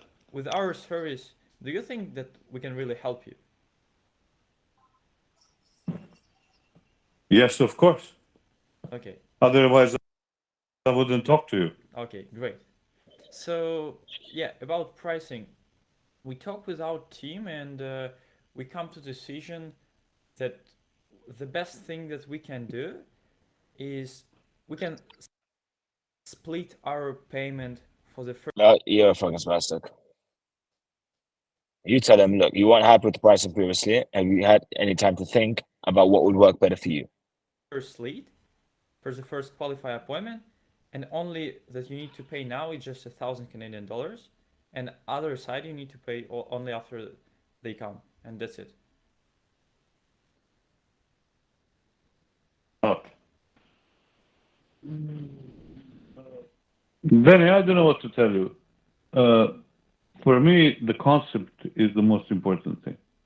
$1,000 to give to you, it's not an essence. It's not a big deal for me. This is the concept is not good. You don't I've been charge. in real estate too long. Concept is not good. Concept should be slightly different in order for me to participate. I tried to explain to you last time, but I see from where you're coming from, and I understand you're a young guy. Your mind is different in terms of how to generate the business, and I understand that. I have a son. I have two sons like you, one older, one younger, probably. But anyway, I understand your concept and your thinking. I know how this is supposed to work, how I always work in real estate, and probably in so many other businesses as well. quality of service is the base for your success. Otherwise, you're gonna struggle like this with unknown people all the time. And anyway, to pay in advance for something that I'm not sure what I'm getting, what they're gonna put my work to, my time, my knowledge, experience, and dealing with you from one side and dealing with potential so-called client on another side, it is not something that I will probably need at this point, to be honest with you. I don't need this at this point. Maybe someone else who is more hungry and more in need of money, yes. I do not, to be honest with you. I do not. I explained to you my concept. If I work with someone, I'm getting a client, I finish the client, I would say 9 out of 10 minimum, and then my referral gets 25% of commission. That's how I work. That is based on the performance client. But you're working differently. You have the way to generate so many potential clients. You send them to me, you charge me, and you're looking forward to get me another client. If that works, I don't need. If that really works, why you would need me? We would not be able to supply the agents who already deal with you with other clients. That's right. You don't need to be hungry for other agents if those deals that you send to the agents, existing agents, are working. That's right. No, now here you shit on him. Here you tell him, but time, my good sir, is of essence. And sure, we can send a million great leads, but people don't have time to do it properly. We only work with good agents who we know are going to close deals. And one agent cannot close 20 deals by themselves. That's why we're partnered up with so many agents. We understand that the success comes in the numbers. Yeah, but the thing is, the more agents we have, the more money we make. It's just easy and simple. You make money from the agents. That's the problem. Are you making money from the clients that agents sell? That is my view. Your view, yes. You have more agents, you have more thousand a month, plus some referrals, and you're looking for more agents and more clients. And I'm looking for the proper client. Understand? That's a big difference. Yeah, but I mean, this is more Okay. trust issue for you, like this 1,000 or. Listen, I mean, if I don't know how to justify, but anyway, I showed you my house last time. I mean, Yeah, no, I mean, like, no, not it's like. I'm making in the last 5 years an average between 250 and 500,000 a year. And what do you think? $1,000 putting on you? I'm spending 500 every day almost on so many other things. I mean, but what do you think? 1,000 will change my decision? No, I just don't see myself in your concept. Not $1,000 to give to you for first month and get 2-3 people. How many people are offering 2-3? How many people? No, as I say, like. For $1,000. The price per one lead will be 2,000, but we'll bring you like one or two because you say like you're happy with this. Okay, just a second. Then you are charging me 1,000 per client. No, it's 2,000, but. Is that right? 2,000. Yeah. Okay. But now you say like I need to pay you 3,000 like last time, yeah? And I say like if it's like any issue with this, we can charge you the half. The reason I need to explain you the reason why we charge some money up front because we also need to pay our team. This is only one reason because they have percentage of client and we pay them also up front. No, I understand. Nothing wrong. Danny, nothing wrong with that. Okay. I'm getting a lead and I am willing to pay for that. That's not a problem. But I'm telling you, if you're patient, let's say I told you yesterday on this market, probably between 3-4 months deal is done. And you're getting 25% of the deal. A way bigger portion. Way bigger portion. Way bigger portion than 1,000 or 2 per client. 2,000 per client is nothing. Minimum deal in Toronto today, 1-bedroom apartment is minimum 400,000-500,000. That's 10 grand. That's the minimum deal. Does not exist anything cheaper than that. This is not Florida. This is not United States. This is Toronto. There is no cheap properties in Toronto. Then I think minimum deal is my commission is 10,000. That's the smallest deal that you can do. I have 2.5% out of that. That's 10 grand. 10 grand. And I'm offering you 2,500 out of that. Then any client higher than 400,000 deal, it is so lucrative for you too.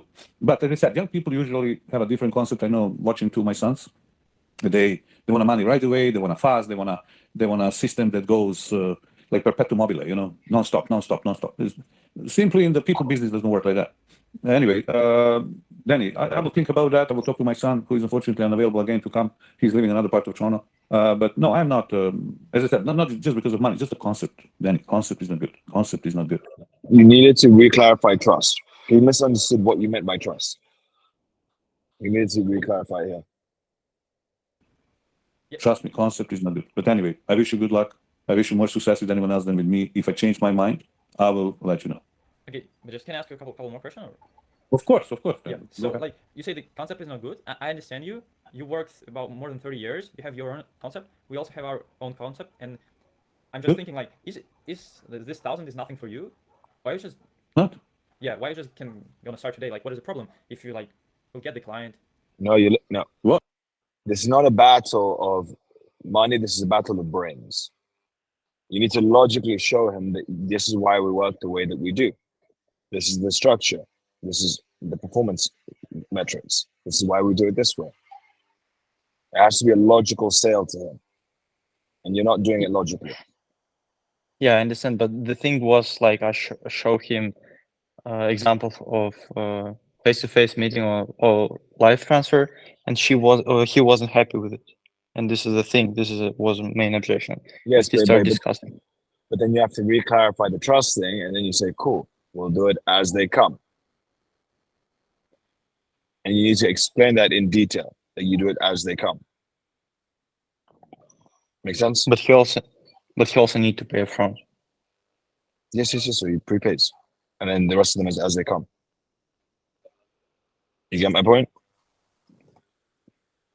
Like you recommended last time, right? Yes. So you pay for one, done. Once he's got one, charge the next one, and so on. Yeah, but I did like try to do the same, like just the less. Yes, I mean, but you explained it really badly. Okay. Also, you fucked up because you made the first offer, and your offer was so. You remember anchoring? Do you remember what anchoring is? No. Anchoring is okay. Leo, do you want to share? If I remember correctly, anchoring is when you set a price point which is often high, for example 5K, so that's your price point, and so they can give you a counter offer which is inside a room of which you can play around, so that you always have enough to pay your cost and also have like yes profit. Dimitri, your issue is you went as low as possible, right? And he's going to try and get you lower. That's why he's happy to be on this call. Do you think do you think he doesn't know what he's saying when he says to you, "I'll think about it," right? And then you there, can I ask you a few questions? You're exactly where he wants you. No, the problem is I end the last call, and he said like that I would work only with this case scenario, only how he worked the 30 years. And I said, okay, we can think about it. And this is why I first say the price. Okay.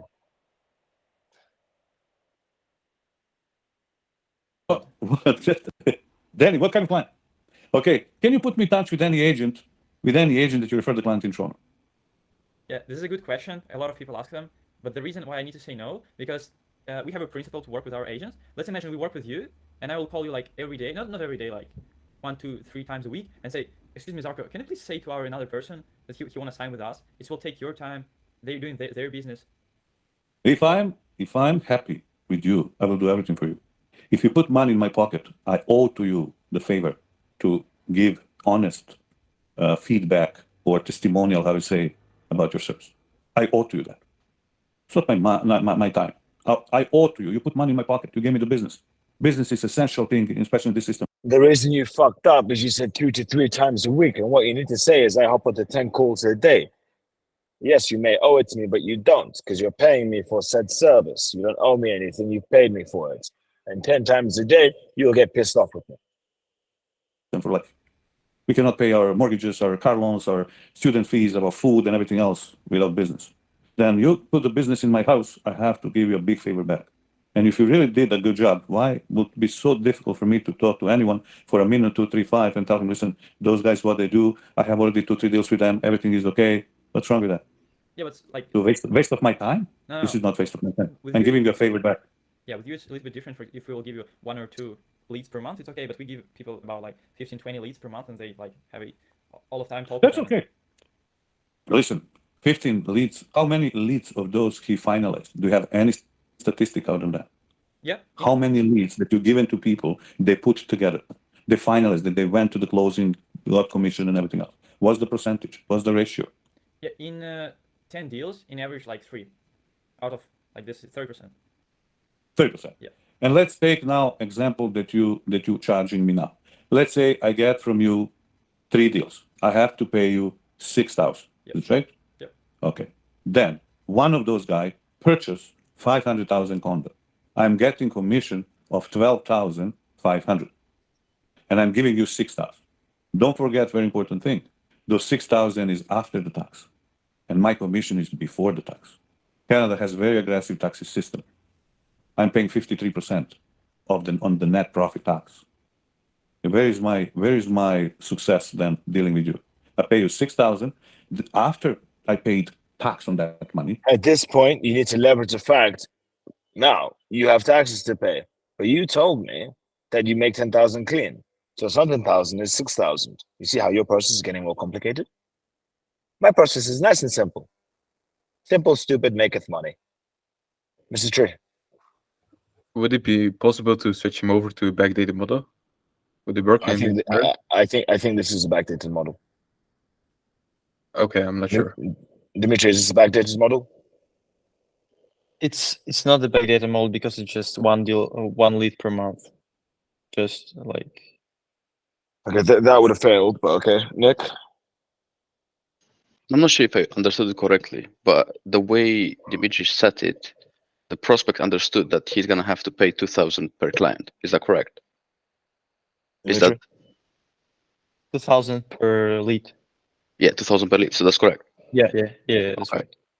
This would have gone to shit. Igor? So what are good numbers for live transfers and appointments, like in regards to closing rate? I honestly, at worst case, 10%, 10%. So assume you're going to get 10% of all the leads qualified, and from the qualified people, they're going to close 10% of those. All right. We're going to take a little moment for all you can turn on your cameras. So, cameras, please.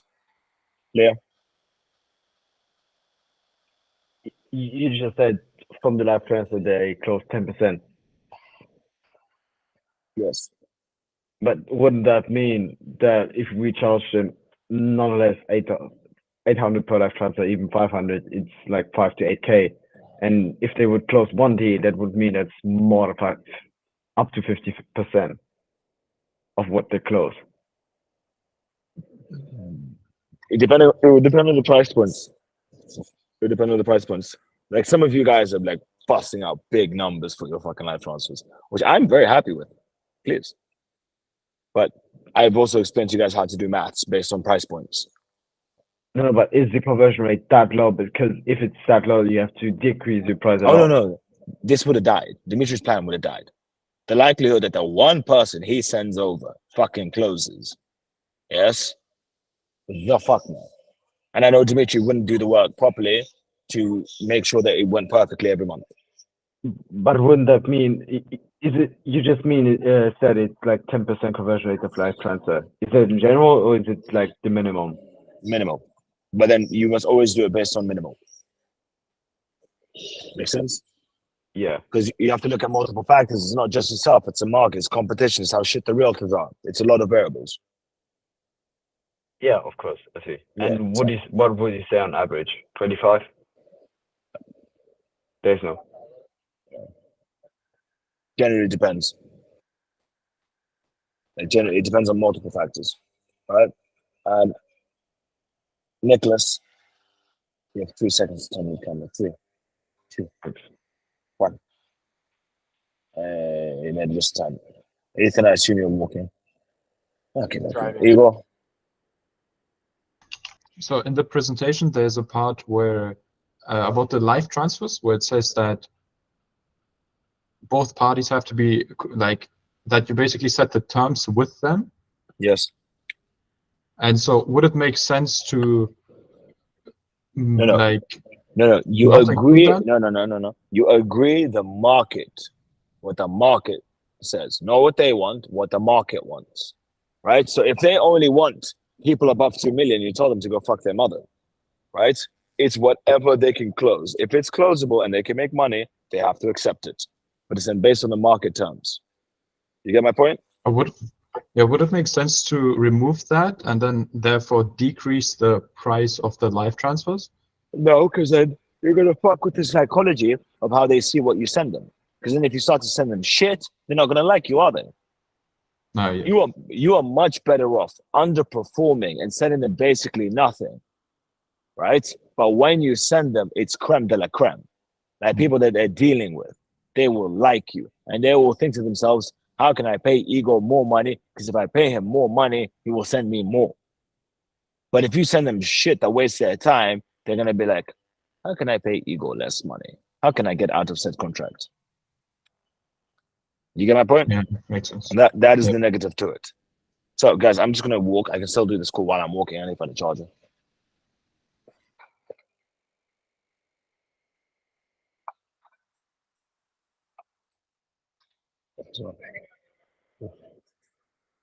That basically means I have to earn 9 or 10 in order to give you 6. And I earn 12. Understand? Yeah, I understand. Very good.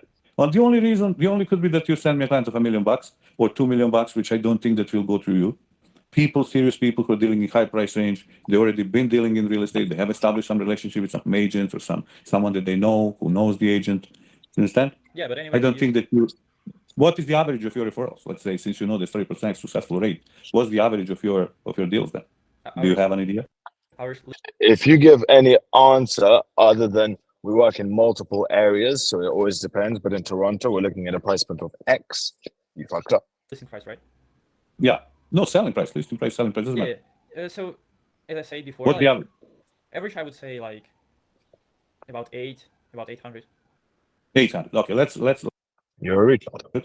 Commission on my commission on 800, just to give you a structure, is $20,000.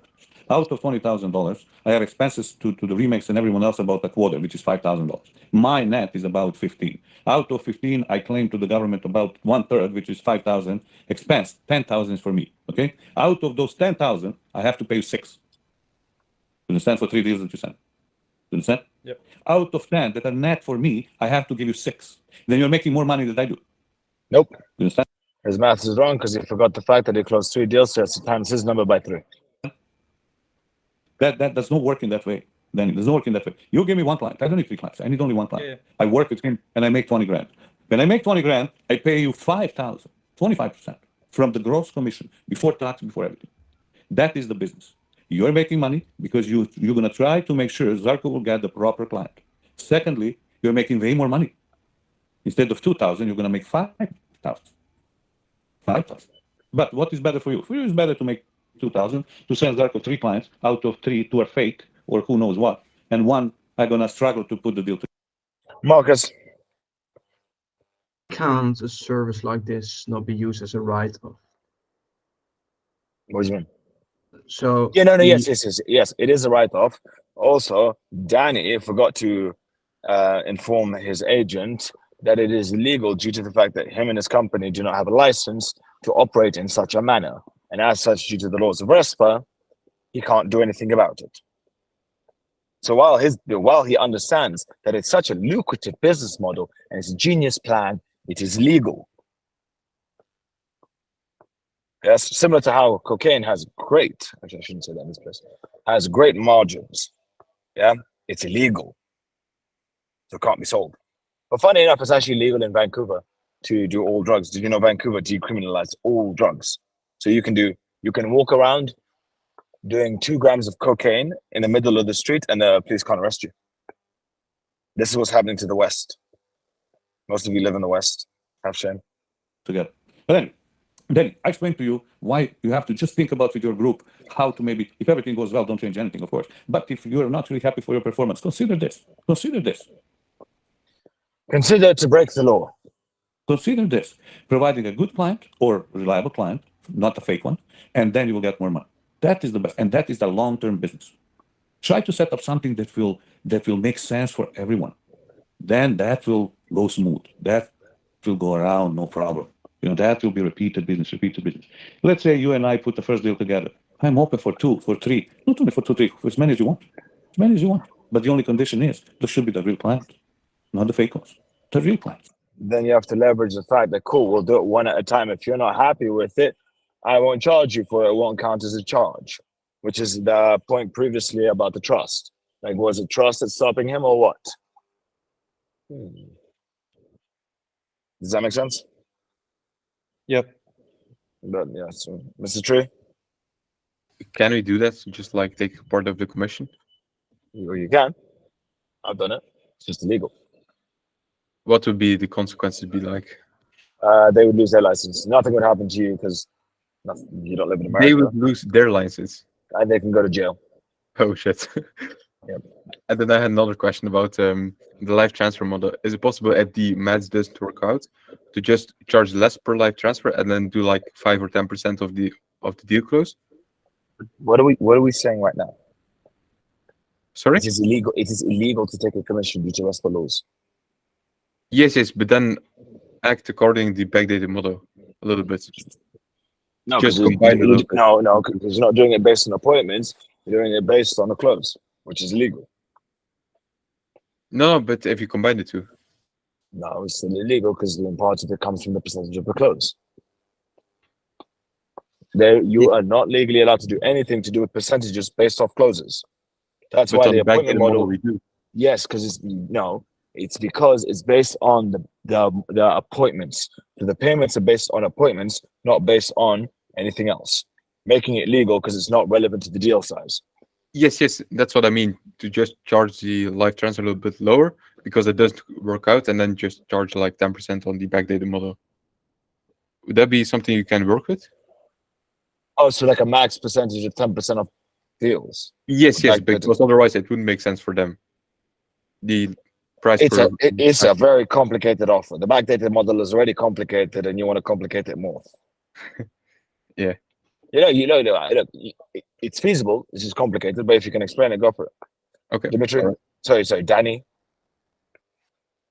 So if someone asks like to work like this man, say like on a percentage of commission, I need to say like it is illegal, we can't work like this, right? Yes, it's illegal. Okay.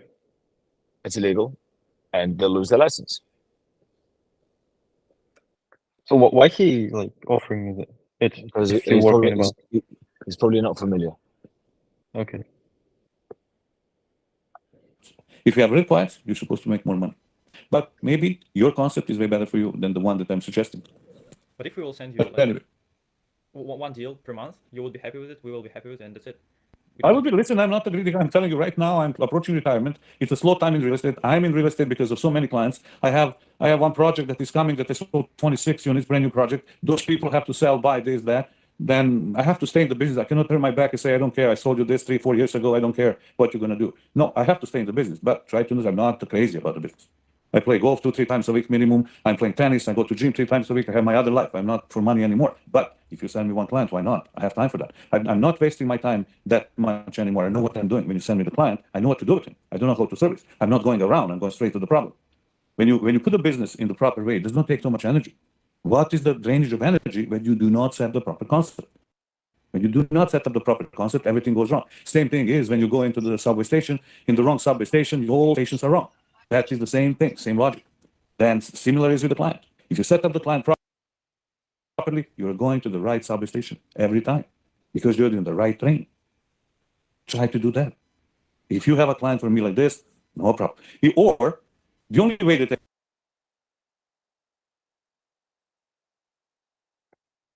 I can tell you this, send me the client. I'm going to talk to the client, have a meeting. I'm going to invest 1 or 2 hours of my time, have a meeting with the client that I usually do, first meeting, where I explain to the client everything that he or she needs to know about how to buy real estate in Toronto. And after that, I let the client decide if he's going to work with me or not. If client decides to work with me or not, then I can pay you whatever fee you want.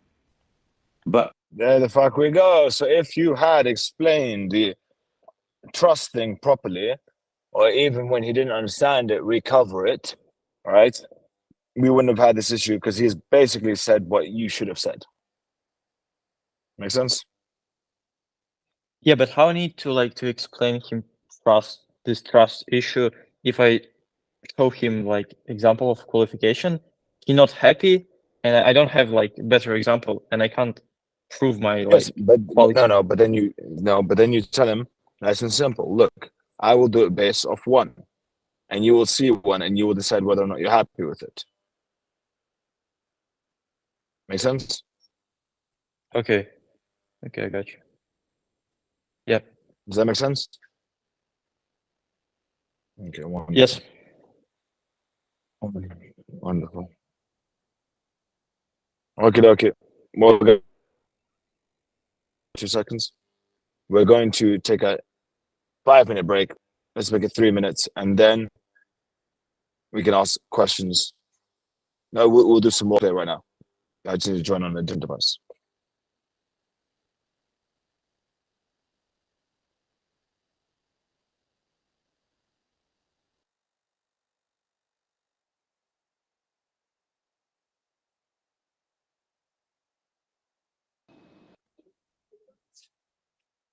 One, can you guys hear me?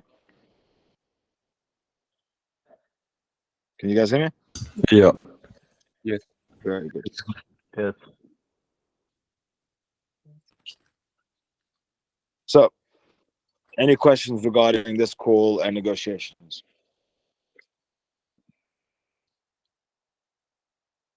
Dimitri? Yeah, what would you say the main points I need to work on, like in terms of tonality and speaking? Because I face with the problem, I have a lack of language, and in my ways, maybe would be better to speak less, and like, I don't know. No, you have to explain yourself better. And I don't think you have a lack of language. Your language is good enough to do this. You just believe you don't, which is a big issue and an issue in itself. You need to explain things better and be comfortable in explaining, even if it takes 1 or 2 times to explain. You've got a follow-up call, no issue. But if you don't open up your fucking mouth, yes, you can't argue your case. Does that make sense? Yep. Leo, you had a question? No? No. Okay, wonderful. Did someone speak? Hello. Hello. Nothing. Okay. Now, I'm gonna fun thing. Let's do some role plays. Jorge. Jorge. If you could now at the end go through the whole process of nurturing step by step so I can write it down, I would appreciate it. Okay. But wait, is this in your new fucking business plan idea where you're gonna do all the work on behalf of your clients? Yeah, it's related to that. I just want to know your process because I was, it's what I was thinking on doing is too complicated, I think. Okay, so what exactly do you want to do? So yeah, what I was thinking was finding out which watch they want to buy, because most of these people that call don't even know which watch they want to buy, so they're open to suggestions. So what I Okay. do is, okay, which brand, which color dial, which budget, all of that, then send them over the watches that that they might be interested in buying, and then get back to No. them and see. No. Because once if they're genuinely interested, why would they wait for you? Yeah, because they're lost. They don't know which one to buy. Yes, but So they want once to buy. They they have like, money, but why would they wait for you? true. True. I don't know because I've talked to them. Maybe they, yeah, they have no reason to wait for me.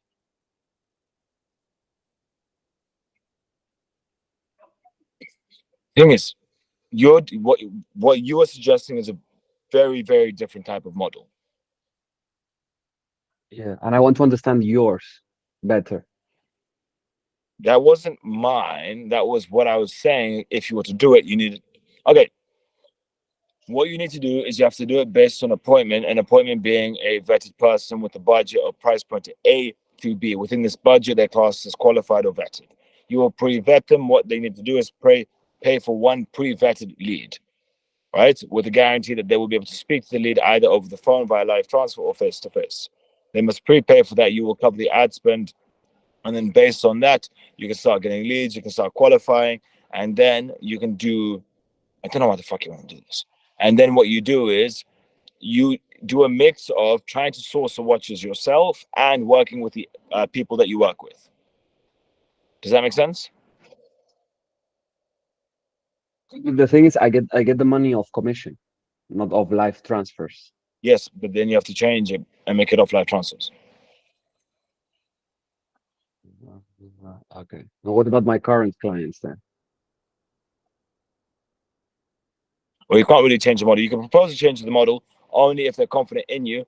But one thing that you can add as part of the qualification is you can tell them, I will provide you the live transfer. No, I will provide you the call recording of us qualifying them. And based on that, you can tell me if you want them or not, and we will provide them to you. Does that make sense? Yeah. So they can pre-decide whether or not they work with someone, and you can send it to a few agents and then decide what agent you want to send it to. Okay. You get my point?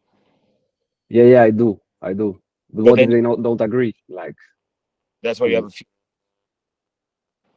that's where what? That's why you know, no agents. You have a few dealers. When you have a few dealers, it's all the same shit. Doesn't matter what country you're in. Yeah. Make sense? Okay. But I would aim to keep it all in one country. Leo? Yeah, so my question was, with the new offer, the mainly and only objection that I get is they don't want to prepay, they want the first one as they come, they're willing to pay, so like the system, they just don't want to pay upfront. So how do you go about this? There's multiple ways to go about it. Say, look, it needs to hurt before, like, for you to take my work seriously, you have to feel the pain, and that is why we pre-charge. Or else you won't take my work seriously. Right? Is there another way? Pardon? Is there another way? No, yeah. The other way is to make them feel like shit, saying, can you not afford it?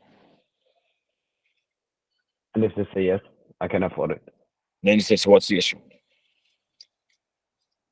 Yeah, and then you go to the trust issue. Yes, and then they say, do you really think I'm on this call trying to get 500 from you or 5,000?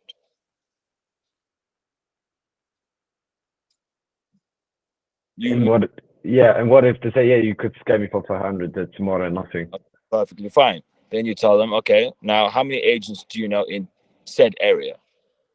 Right? If you wanted to send an email saying I'm a scam artist, will my business be dead? They said, yes, of course it'll be dead because they know many agents. So why would you do that? And then you say, what part of my process seems difficult? Yes, it's a lot of work, but what seems difficult that I can't do it? Makes sense. Yeah, because I tried with a guy, he had the money, but literally he just didn't want to invest it, and like I tried every fucking loop, but it just didn't work. I fucked up probably earlier. Was he an intellectual buyer? No, he was broke as shit, living in a basement with his kids in the same room. But then you have to leverage the fact that you really want 500. There's multiple things you can do. You can say, do you really want 500 to be the reason that you don't succeed?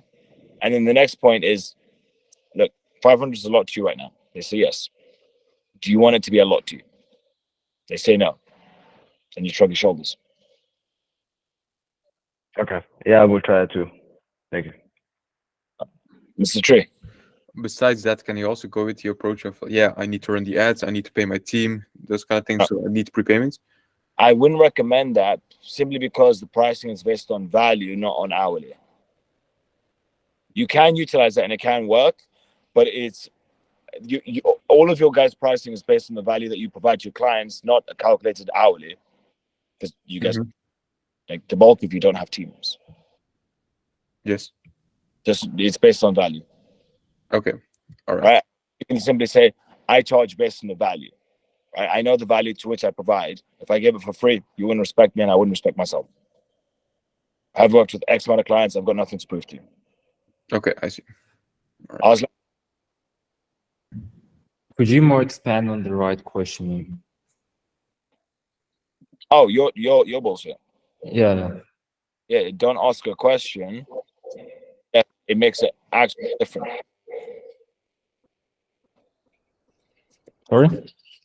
If you have nothing to gain, do not.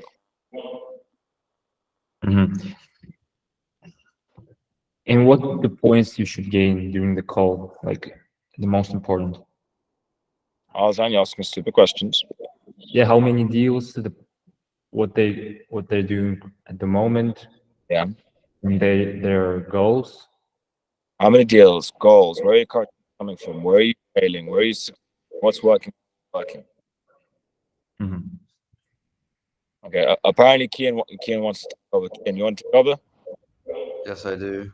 I've come in from orbit to take over this call. I see we have so many earthworms here today. Thank you, Ishmael. Oh, yeah. Pigeon. I just wanted to ask, is Ishmael something? Ishmael's gone. It's a terrible shame. Right, what were we doing? Can someone please fill me in? Reviewing calls. Tree.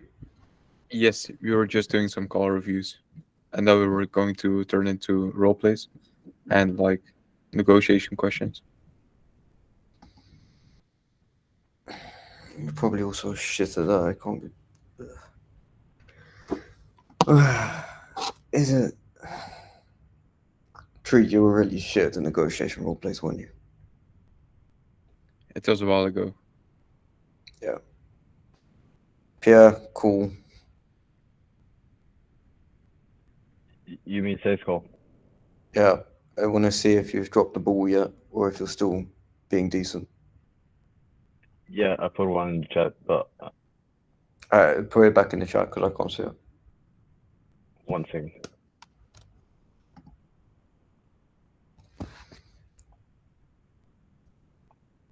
I'm not doing grooves because you'll get depressed. And trees will just be quality of a leaf.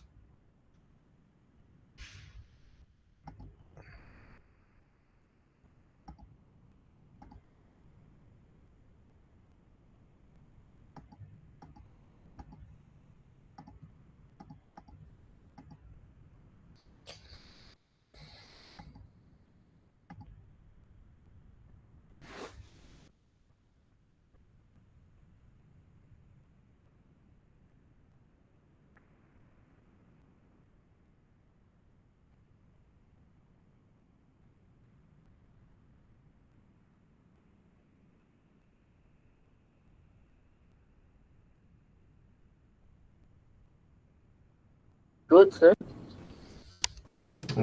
I got Kenny on the call. How did you find him? Music.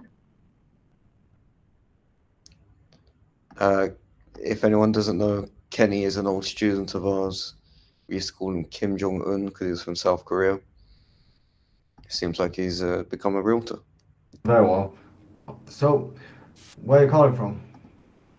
What? Where are you calling from? Me? Montreal, Canada. Oh, same. So, we got about 50 minutes. Do you want to get straight? I don't like this question because you should know.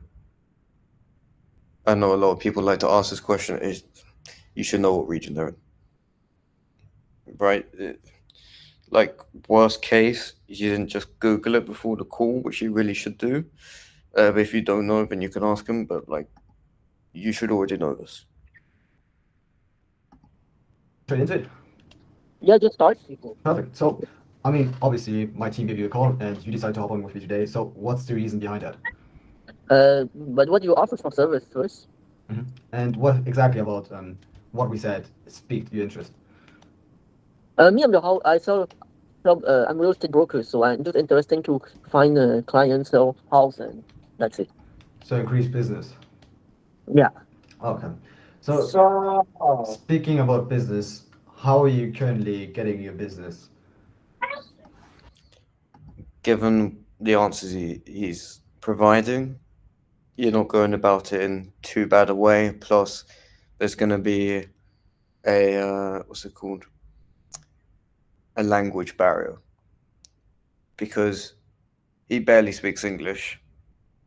I imagine your business French isn't what it should be, so you can't switch to French. I thought of it, but one point I started speaking French with him, but he didn't reply in French, so in English, so I just started French. At English. Yeah. Good that you tried.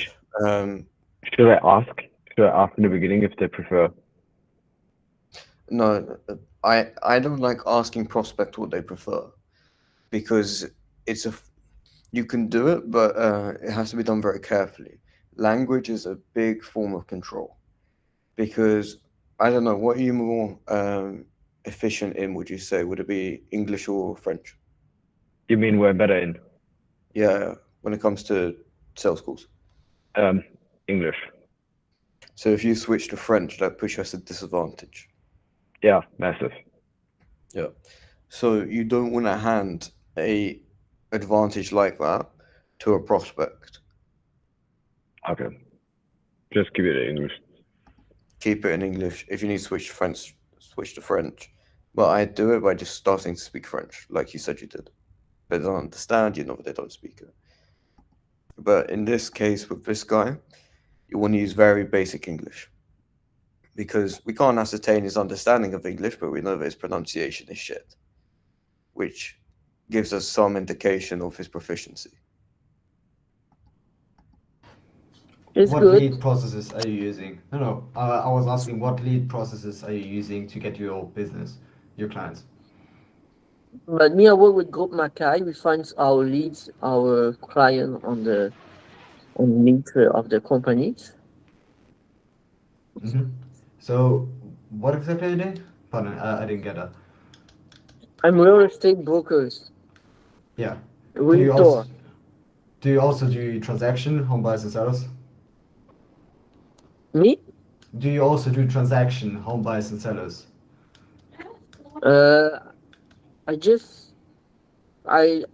People come to see me and want to buy a house, so I use a regular transaction with people. I don't do anything with crypto. I just do with. As I was saying, language barriers can be a little bit difficult. I don't know where he came with that, but okay. Yeah, you want to dull it down to be as easy as possible. Honestly, hardest people to close, because they don't know what the fuck you'll say. Understood. Yeah. So don't expect something like this to close, but when I see how you try and direct it, because you're not going to get a lot of people like this, but when you do, you need to know how to deal with it. But in Canada, you might get more because there's a big Asian population. Regular transaction. Oh yeah, exactly. So you are also working as a realtor. So what are you currently doing to get people to do your transactions? We find them on some leads. And where do you get your leads from? From my company, Group Mackay. Okay, from your brokerage. And what exactly is your brokerage doing? Are they running ads? What exactly are they doing? We have a thing is called Follow Bus.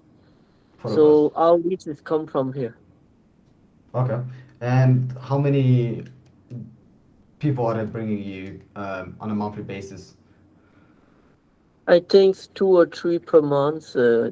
Maybe if some good time can find 5 or 6. Okay. And is that everything you're doing in terms of acquisition, or are you using other system to get leads? No. Okay. And with doing that, so basically from your brokerage and I guess referrals, you're also getting past clients? What do you offer from service for us? Yes, so I'm gonna get that to you later. So I'm trying to get a better understanding of your current situation, so we know what we're working with. I know your better situation, and then I can. Your framing's very good. It's good that you haven't been thrown off by his lack of English skills.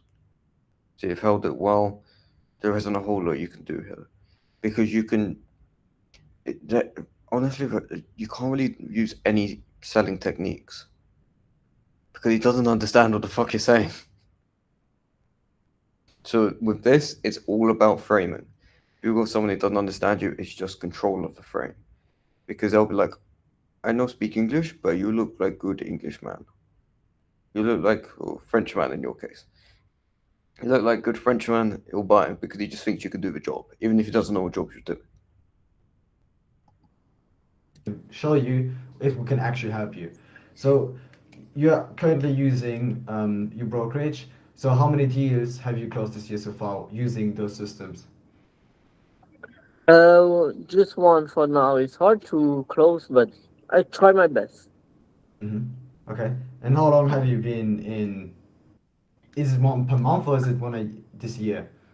But I'm just new with the group Makai. I'm just new I work for them only for 2 months, but before with the group Sutton. But so far so good. I do my best. And how long have you been in real estate? 1 year, 2 years. 2 years. Okay. And so you said this year in total you closed only 1 deal? Yeah. Are you doing real estate full time? Yeah, no, not full time, part times. Part time. Okay. And I mean, are you happy with closing 1 deal? It's okay. It's good. I'm not very happy, but I try my best. I mean, what would have been the goal this year? Yeah, Pierre. Can you tell me when you think there's a better question to ask regarding pain? I wasn't able to dig any pain from him. He was very self-aware. So can you, if later on, say what questioning I should do? Because he was contradicting himself like every 2 seconds. Yeah, of course. It's so difficult because as soon as he doesn't understand what you've said, any pain you've generated goes out the window. And you can't really control whether he understands you or not. So I would say when they don't speak English, or language you speak fluently, don't even try and dig pain. Don't even attempt it. Because it's like having a conversation with someone and you're building to the point, you're building, or like a joke, right? You're building to it, you're building to it, you're building to it. Then you get to the punchline and they have to ask, what did you say? And then you tell them, are they gonna fucking laugh? Or you just go like, oh yeah, that would have been good. Right? It's not gonna work. So you just want to qualify him as good shit, has cash. Whatever one it is. And then show him the solution. Not much more you can do. Skip to your presentation because we're just not going to find much in Discovery.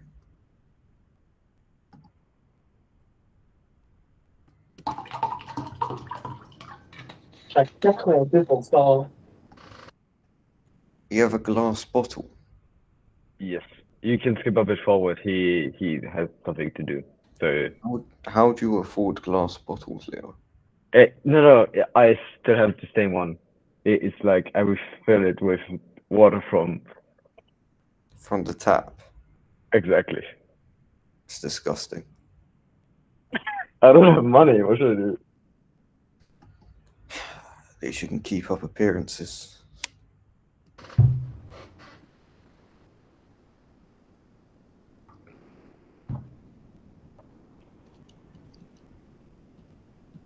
Rejoining soon, so. Yeah, you can skip forward like 3 minutes. Probably. Who are you talking to? Myself and I. Oh, Any. Jesus, this guy literally didn't make sense. He is rejoining soon, so.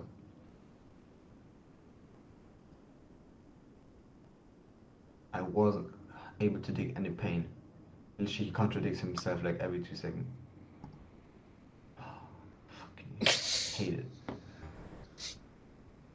Never had any luck with Chinese so far.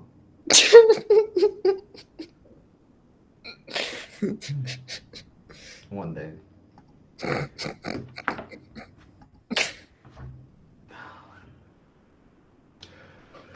Probably would even fall in love with a Chinese. Chinese.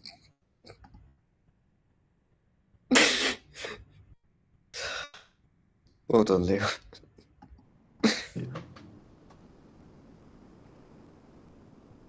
I hope he even understands me.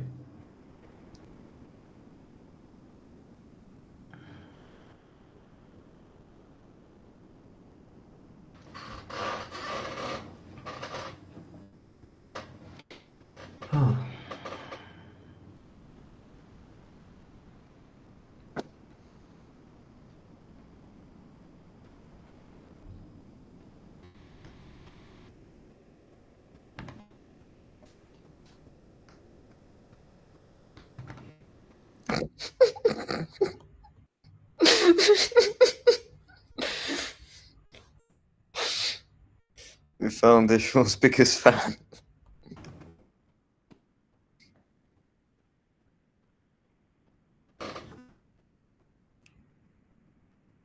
I hope he didn't fucking live. I don't think I can close him, but okay.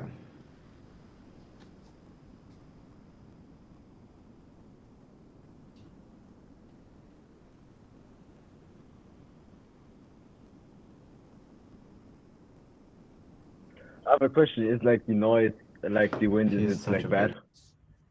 Hmm? Is the background noise like from the PC like a problem? No, it's not the worst thing. It would be bad. Like now, you sound like shit, but I think it's using the microphone from your fake AirPods. But bad audio, people won't forgive. Bad video, people will. But your audio isn't bad. Bad audio is when it starts breaking up. Now should be better. Yeah. He does show.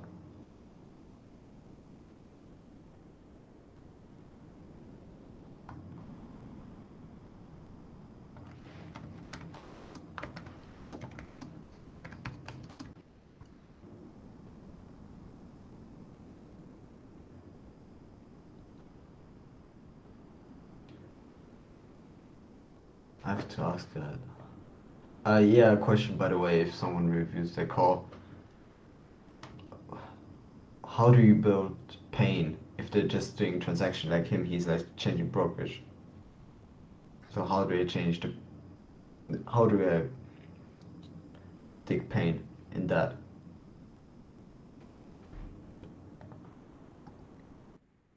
The answer is he's shit. So make him feel shit.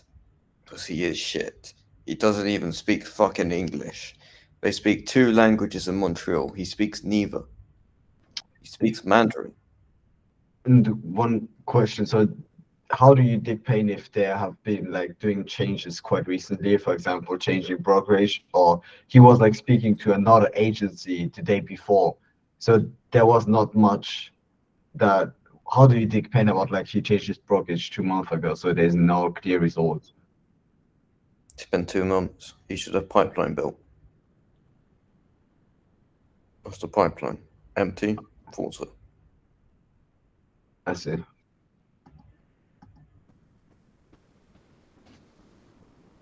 That's cool.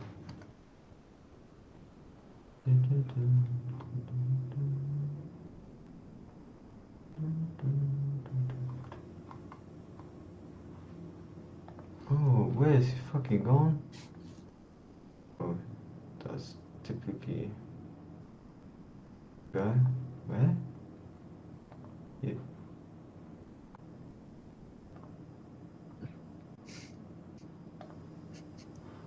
Is she? Yoo-hoo. 2 minutes.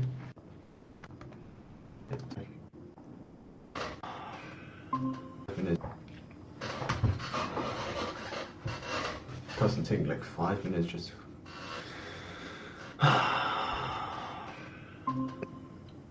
There we have you back. Very well. Yeah. You can hear me perfectly? Yeah, sure. Good.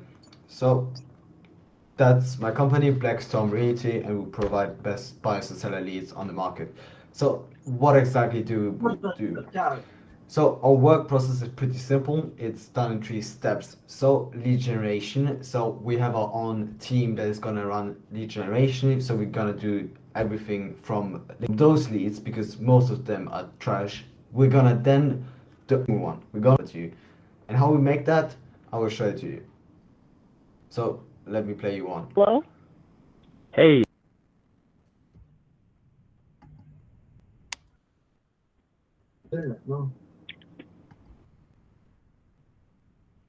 Do you think that would help you to close more deals? Yeah, is the exact the same script we talked when I call a customer. I call them. I just said if they want to buy or to sell, what he is the same script. Okay, Leo. For the last couple minutes, just want to see your presentation for the new offer.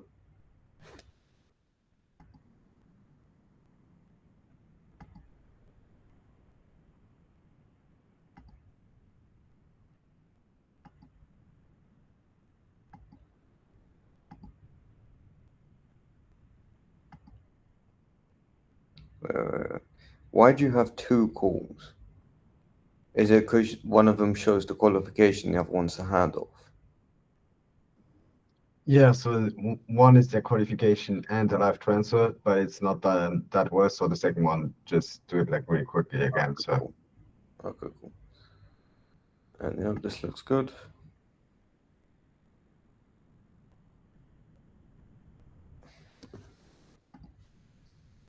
Looks good. If you don't do follow-up, remove this thing about follow-up. all right, forgot to delete that. Banks. So I posted my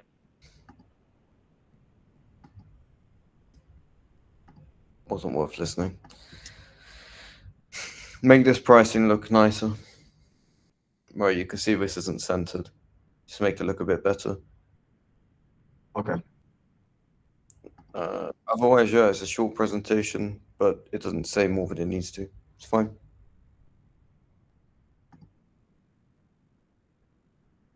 Dimitri. Thanks. Yeah, for the live transfer, they usually recommend us to make our own video or audio. What should we do best, like to ask older friends or? Yeah. Okay, just make it audio, yeah, of them. Give them the script and. Yeah. Or how? Okay. Okay. Okay, cool. Has anyone got any final questions? Apart from Banks?